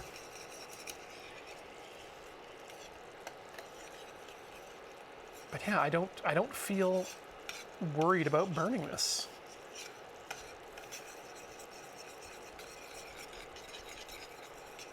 We're just going to get it to that temperature and hold it there. Speaking of which, a reminder to all of you out there who are following my advice and keeping your chicken bones and your chicken and vegetable scraps in your freezer for making stock. If you do choose to roast your bones, be careful about the temperature and time that you roast your bones to. And you can burn bones, which is not a phrase that I ever thought I'd have to say, but here we are. Unfortunately, that meant one batch of chicken stock was no good to me. A bit too not caramelized, just burnt.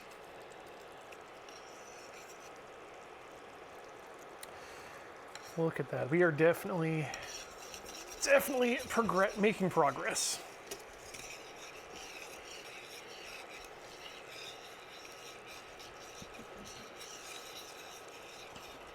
And the recipe is going to call for what they're saying, at least 2 tablespoons of vanilla, which is significant. But the recipe author also points out that vanilla is essential to the flavor of the caramels.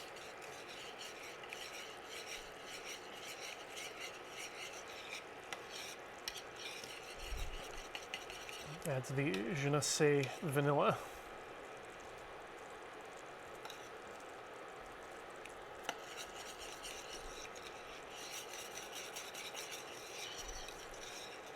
Okay, let's give this another good little scrape around the edge just to... Oh yeah, that's starting to look... Looking at the stuff that's sticking to the sides. Oh, even just looking at the back of that spoon. That is really starting to come together. In fact, Paul, would you mind grabbing me that ice water and spoon, please? So when you say ice water, do you mean like just cold water? Yeah, or just really cold water. If there's a piece of ice, if we have ice to stick in it, just to keep it cooler, that would be useful. But so just ice in a glass. Ice water in a glass and a spoon, and please. A spoon. Yes. A metal spoon? Yes, please.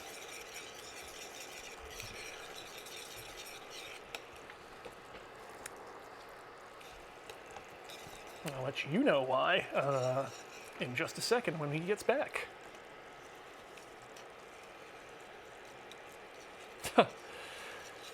Siddharth commenting on these Betty Crocker spatulas. They're good. The reason I like them over many other spatulas that I run into is that they're a singular piece of solid silicone rubber, which means that there's every other spatula that I end up using with a detachable top means that the top eventually comes off.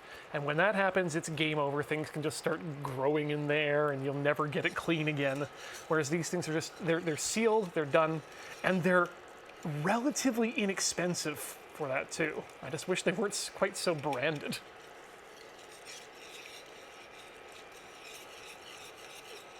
This one I particularly like because it has a scoop functionality to it in addition to the the scrapiness. I should really purchase one or two more, just so that I've always got a clean one on hand.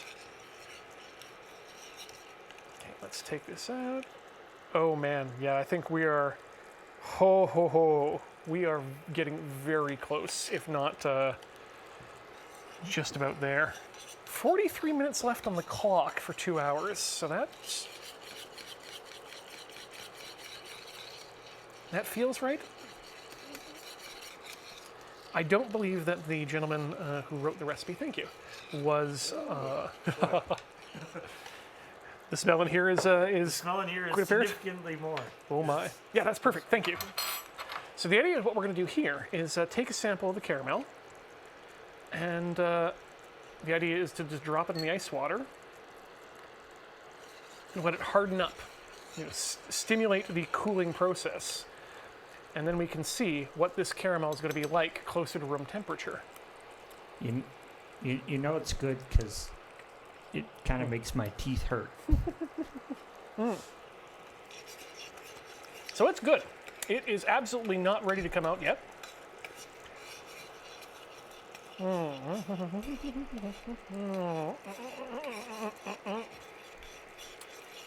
Canary Bill says, and this is where the name softball hard crack come from. Understandable. Right now, it is what I would say would be the hardness and texture of,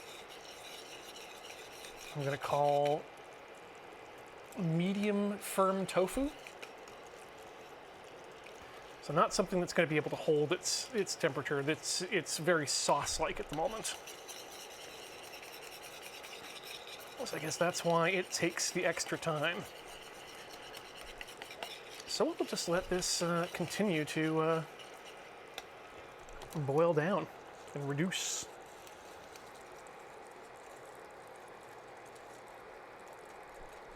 And then once that's all done, once we've achieved what we like in terms of texture, we'll pour it out onto a sheet lined with parchment paper. And give it a little sprinkle of kosher salt, and then let it cool down, firm up overnight. And then hopefully the Friday night magic crew won't completely destroy this entire batch of caramel in one day. But if you're wondering why the plays are maybe a little bit fast and loose tomorrow, could just be a sugar rush. Yeah, you could dip a muffin in here. This is probably a good stage to dip apples in for caramel apples. Ooh, I just thought of something that could be a very decadent treat. Get some Chinese yaya pears, or any of the other Asian pear varieties, and caramelize them. Well, not caramelize those, cover them in caramel, enrobe them. Entomb them.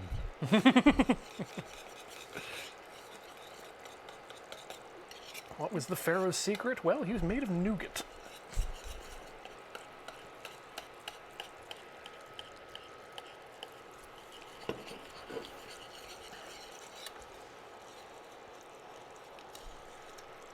The cask of caramel dough. I don't know. There's a way that works. Yeah, we'll workshop it in post.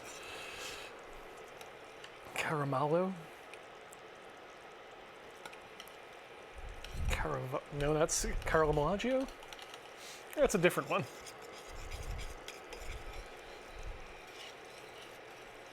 And the smell remains as it always was. Okay, I might actually swap over from whisk to spatula for a while here, because, like I said, things are starting to firm up.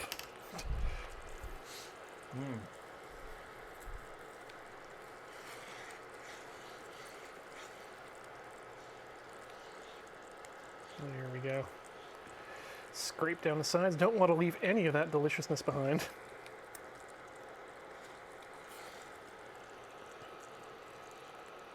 Yep, that's Oh yeah, there's definitely full. some thick. Yeah, I'm assuming this is sort of like other whipping cream or other things that with thickening where it doesn't do anything for a while and then it kind of goes all at once. Mm-hmm. Well, Starts going quite very fast. can you hop on over to camera 7 for a second? There we go. Let's see what happens when we drop just a bit of this caramel into the hot water. Whoop. Whoop. By hot water, you mean cold water. Cold water. And yeah, it immediately firms up like that. Let's just fish that out of the bottom there. Whoop. Come on. Oh, it's starting to maintain its consistency a bit.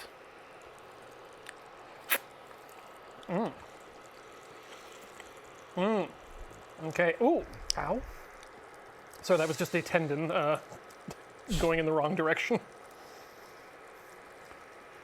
Skipping over a bone. We're good. Chat says pre-softball. Pre-softball. It feels right. How is your wrist feeling? Feel the burn? Pretty good actually here. This has not been an excessively difficult stirring situation. I mean, other than programmers and other computer type folks, chefs and especially bakers are the other ones who are very much in danger of like carpal tunnel and that kind of stuff. Any sort of repetitive stress injury can be a real problem. Yeah. All right, let's go back to whisking.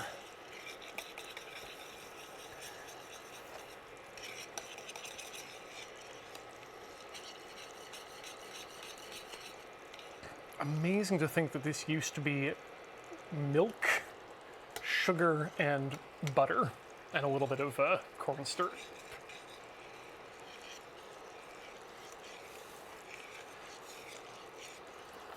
We've taken so many white things and made them brown.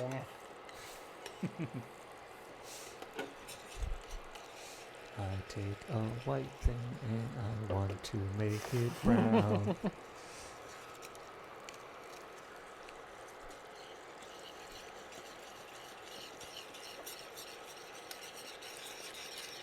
I'm a little bit worried, if I can say I'm worried about something, about consistency though. It felt consistent in my mouth, but again, my eyes are still skeptical. Okay. So we are now fully 90 minutes into the boil, and this is apparently when things should be, we should have a good caramel sauce, and I would believe that. So we're going to round off the full 2-hour mark, and then I think that might be time to do a test again. I mean, I'm going to keep testing as we go along just to find out if we get to the right stage before then.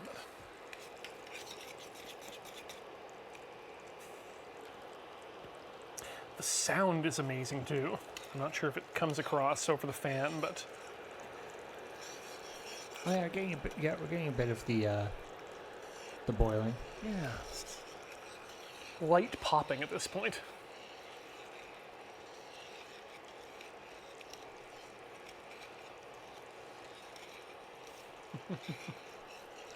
The texture of the sort of built-up bubbles on the surface is quite neat. It does look, yeah, it has a very distinct look to it, doesn't it? Because the bubbles, the bubbles are sort of forming faster than they're disappearing. Mm. Almost looks like dog food if I had to give it a. And unlike chocolate, it would be safe to give to your dog. I don't believe that is one of the currently accepted candy classification settings. Dog safe. Well, or you know, before it gets to softball, it goes through dog food stage. We eat our mistakes here on this channel, and by we I mean Beach. But even this might be too much for that man, I think. Yeah, I feel like this would definitely hit his calorie limit. Pretty quickly.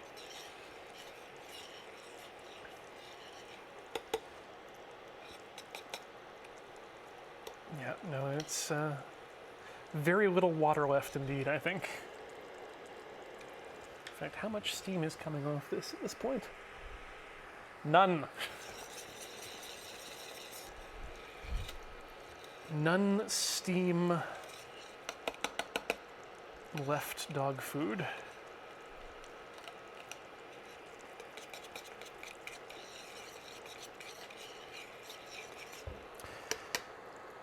If this turns out, I will be in danger. Because this has been far too easy to make. And caramels are my weak point when it comes to candies. I remember I got a very, you know, one of these very simple sort of mug brownie recipes. Mm-hmm. That's just like, I think it was listed as like a mug cake, but it's really mug brownie. Like it's just like some, you know, flour, oil, sugar, cocoa powder. Well, in a, and then like mixed up in a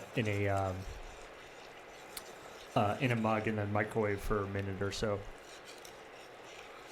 And it's very delicious, but it also it has the thing. It's like, you know, from now on, you realize that at any point, you are like 2 minutes away from chocolate cake. Yeah. Because what is a brownie but a cake without pretensions?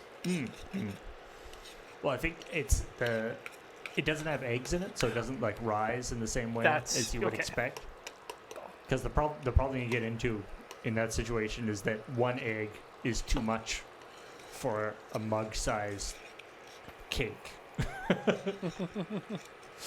And you can't really put half an egg in.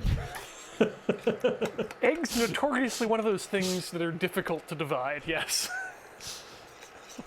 So then, you know, you have the crisis of having to make, you know, more cake. Man, that's, you know what? Is that the last part of the baking equation that can no longer be quantified down to a science of cooking by weight? Is the egg? I mean, eggs are.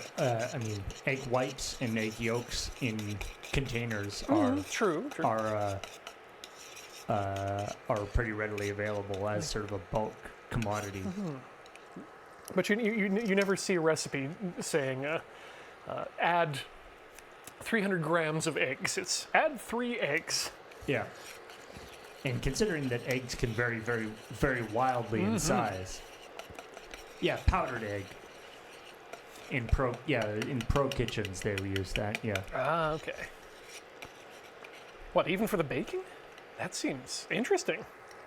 Yeah, baking is all about precision in that kind of way, I think. But I never thought that. I didn't think you could use powdered eggs in that way. I guess I thought there might have been some sort of chemical transformation done during the dehydrating process. But if it's just literal drying, then.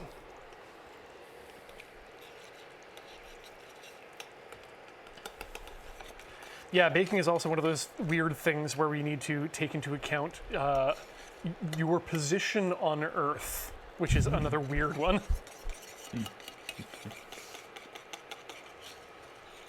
So the altitude will affect how certain ingredients work with each other in terms of rising and whatnot.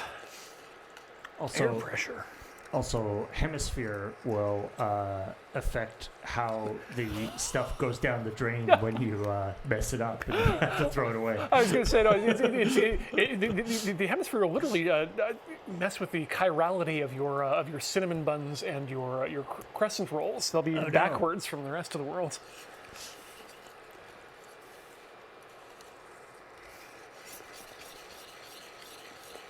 Ooh, okay, we have experienced another change. This is starting to get very gloop-tastic. Oh yeah.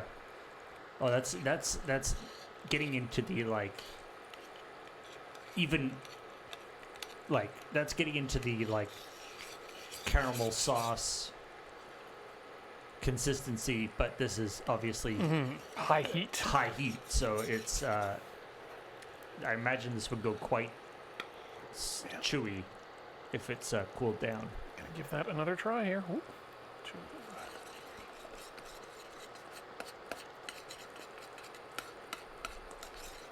Yeah, we're now in the napalm stage. Yes. I mean, there's less chance of a boil over, but this is not the kind of thing you want to get on your skin at all. Hey. Oh, we are so close. You can see it actually retains a bit of the tooth marks on the bottom there. Yep. Okay. The harder it is to get off the spoon, it tells me that we are getting closer. And I think, if I'm just judging based on vibes and progression over time, I would say that, yeah, if we shut this down right at the 2-hour mark, we're probably going to be exactly where we need to be. Again, patience on my part is what's necessary here. Trust the system.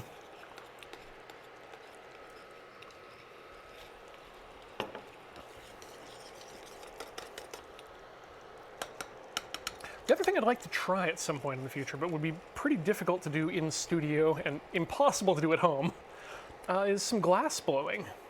Or glass making. So we know, well, we're on the topic of superheated Yeah, gels. that would be tough. Yeah.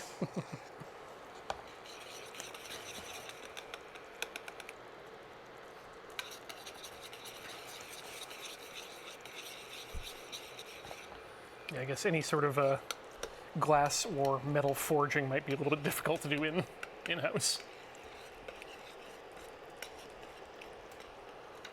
But if you'd like to help contribute to the fund to the next Moonbase's built-in forge for Tinker Tailor Solder Fry, don't forget to check out patreon.com/loadingreadyrun. Not cannot guarantee that is what the money will be going towards.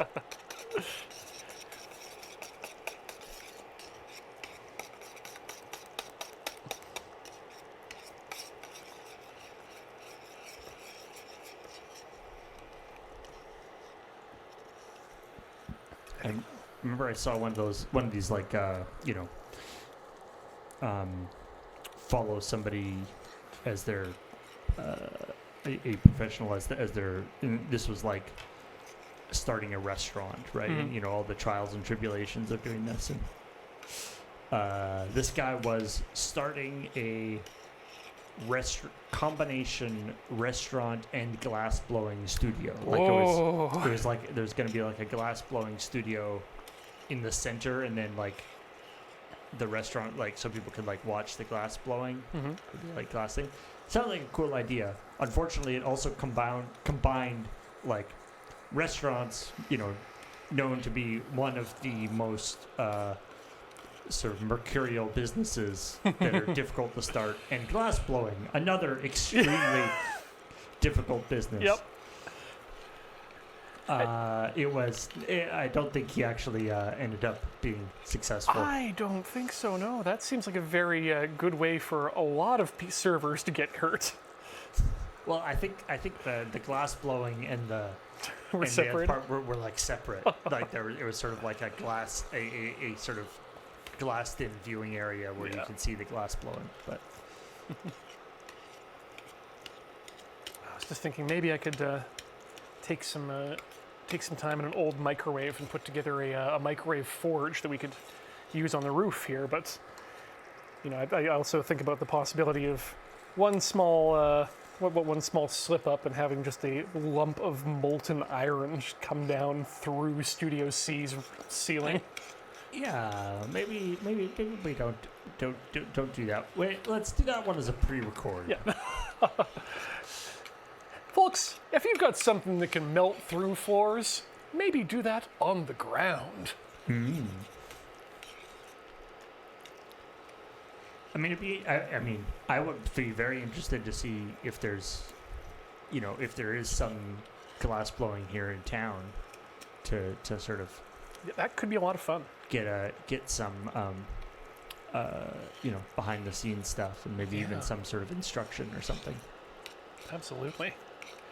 You've also now got me thinking about the concept of xenomorph OSHA and what sort of procedures and things they need to put in place when you're dealing with a population with acid blood. Wait, is this the OSHA that xenomorphs have? Yes, Or like, yes, I see. yes. Not for dealing with xenomorphs. No, this is xenomorphs that clearly have a society. It's hierarchical, which means they probably have workplaces, which means they need occupational health and safety on these workplaces. And what would have to happen? Does your first aid kit have to have a super soaker full of baking soda water?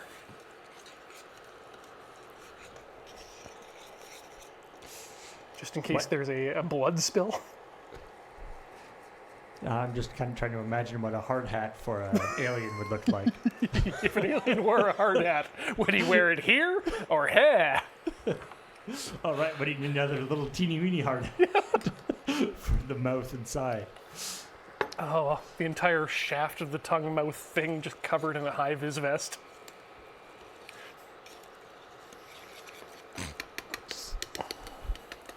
I feel like an alien in a high-vis vest would kind of reduce a lot of the point of how the aliens can operate. I have a mod I need to make for alien isolation now. And then whenever it backs up, it goes beep, beep, beep. I mean, we might as well just go whole hog on this fantasy and put the alien on a forklift at the same time. It's literally just you trying to get around an alien trying to do its job on the station. I was going to say, aliens and forklifts have a bad history.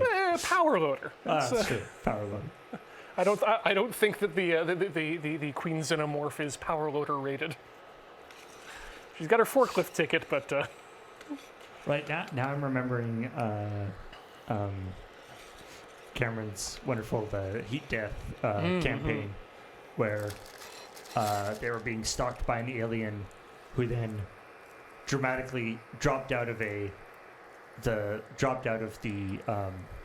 ventilation shaft in front of them, only to completely flub his roll and just whoopsie into doing a full pratfall before righting himself before it could attack. Yeah, that was love Cameron's alien campaigns.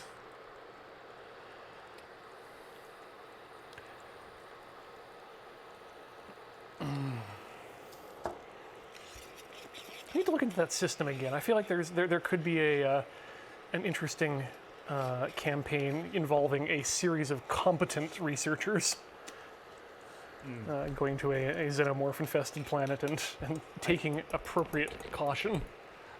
I mean, I feel like, as with like a lot of ghost things, the problem with that is that the competent researchers going to a xenomorph planet are, let's not go to the xenomorph planet. Competent researchers don't go to xenomorph planets. Hey, didn't we used to send robots to do this sort of thing? Yeah. Well, we still do, just not all of them. Yeah. How come we never see the movie with competent researchers on? Oh, I understand. Yeah. That would have been on geez. Yeah. These eggs are really weird and creepy. We better not get too close.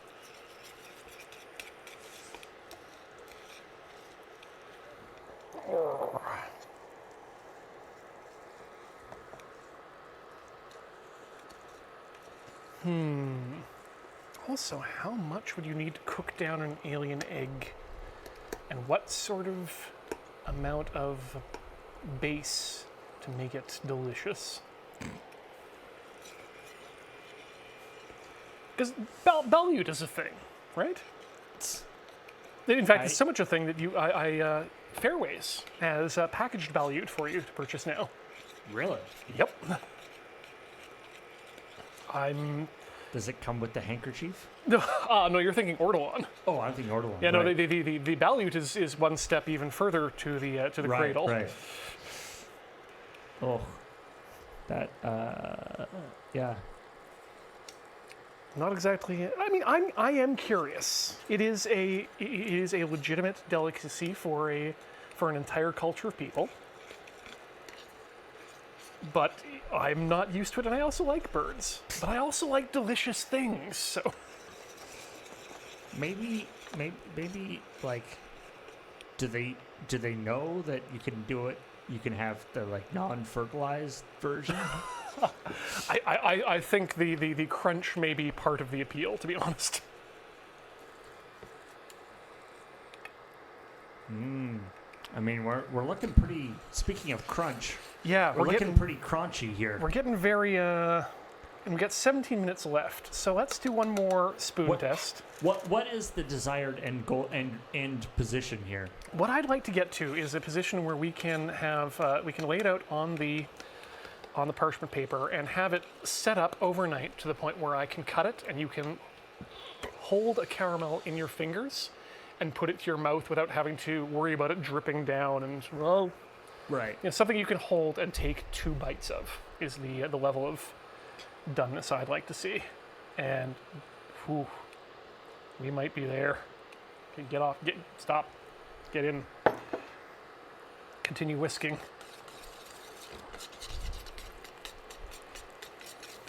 Did you ever have those like caramel bars? Caramel bars. It was just like a sort of a chocolate bar size and shape, but like just a solid piece of caramel. I think they had like a tartan pattern on the box. Oh, Macintosh. Yeah, Yes. I used to love Macintosh. Toffee, right? Yes, because you the best way to do it was to take it out of or you don't even take it out of the box. You take the box and you slam it against a wall as hard as you can, and then that shatters the toffee. Now I'm actually realizing I don't know what the distinction is. What is toffee? Okay, folks, we're there. Oh, Push yeah, here we go. Push the finger. It holds up. alrighty. In fact, if we just there we go. Yeah. There we go. We're ready. Okay. Oh, chewy. Oh, it's very good. Okay, let's make room. Yeah, move it right here. Okay, cookie sheet. Parchment paper. FDA approved.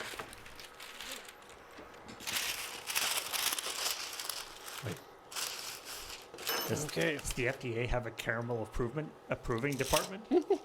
If so, who gets to be like? I feel like that's the department you want to be in. Oh, what is the I wonder what the NIST's standardized caramel is like now that I think about it. Because they've got the standardized other things that they... Right, presumably there's some kind of caramel. Right, shut it off. And let's pour. Oh, yeah.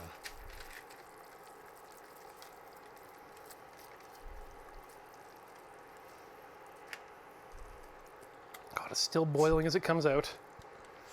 Man, I've watched so many of those of the like hard candy making videos. You know, Oh, yeah? Is it Lofty Pursuits? Lofty Pursuits, yes. Yeah, those are wonderful. But as pouring a whole bunch of very hot sugar out on thing makes me immediately think about his like standard spiel about it's like now this this sugar is this temperature, and what we're going to do now is move it around so that it...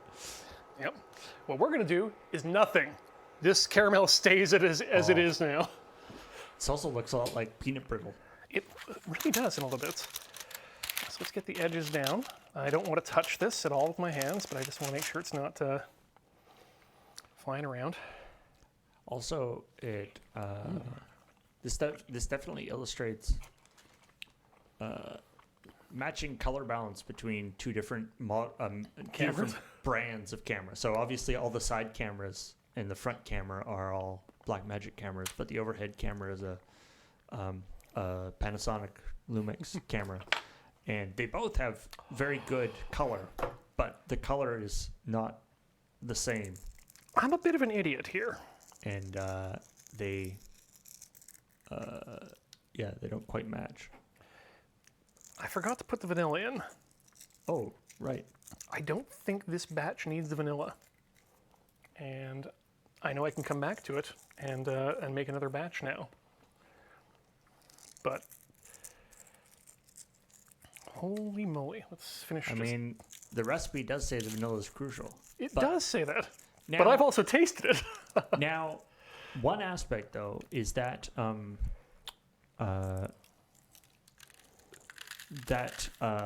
corn syrup that you had is golden corn syrup, which has molasses and vanillin in it. And the recipe does state that molasses is not necessary, and in fact could be contaminant. I honestly don't feel that to be true. I think it's from my flavor profile, for my tastes here so far, this is a great first batch of caramel, and I think I am absolutely going to come back in the future, well, maybe not on screen, but absolutely going to do another batch of this stuff at some point in the future and add that vanilla, and at that point that'll be a fantastic comparison to see how much it adds to it. But as it stands, this looks like, ooh, that's got the pan pretty hot, but it doesn't move too much. It's still hot. The stuff on the spatula here is cooling rapidly, and ooh, look, soft ball.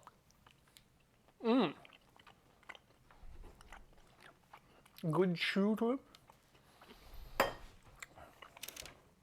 Sticky as all get out. If anybody has like braces, this is not a good thing to be eating. Oh God, no! This is going to be the worst brace. It's sticky. Wow. It is too sticky, but it is flavorful, dark, and exactly where we want it to go from here. Ooh, oh, I can taste the butter now. Yep. These are going to be some good caramels, and hopefully, if you want to make some caramel at home, you now have all the knowledge necessary to do so. Just don't forget to add the vanilla if you're going to do it yourself. Folks, thanks so much for watching tonight here on Tinker Tailor Soldier Friends. It's an absolute pleasure having you here with me. A reminder, one more time, if you haven't picked up already, we like it when you go to patreon.com/loadingreadyrun. It really helps us do all the things. And of course, all the other ways that you can help us out, we really appreciate all of them. But most importantly, I want to thank you for watching. We will see you, oh God, it's going to be next year by the time I see you next time. So we'll see you in more than a fortnight. Of course, never in fortnight. Ever forward, learning out of spite. Good night.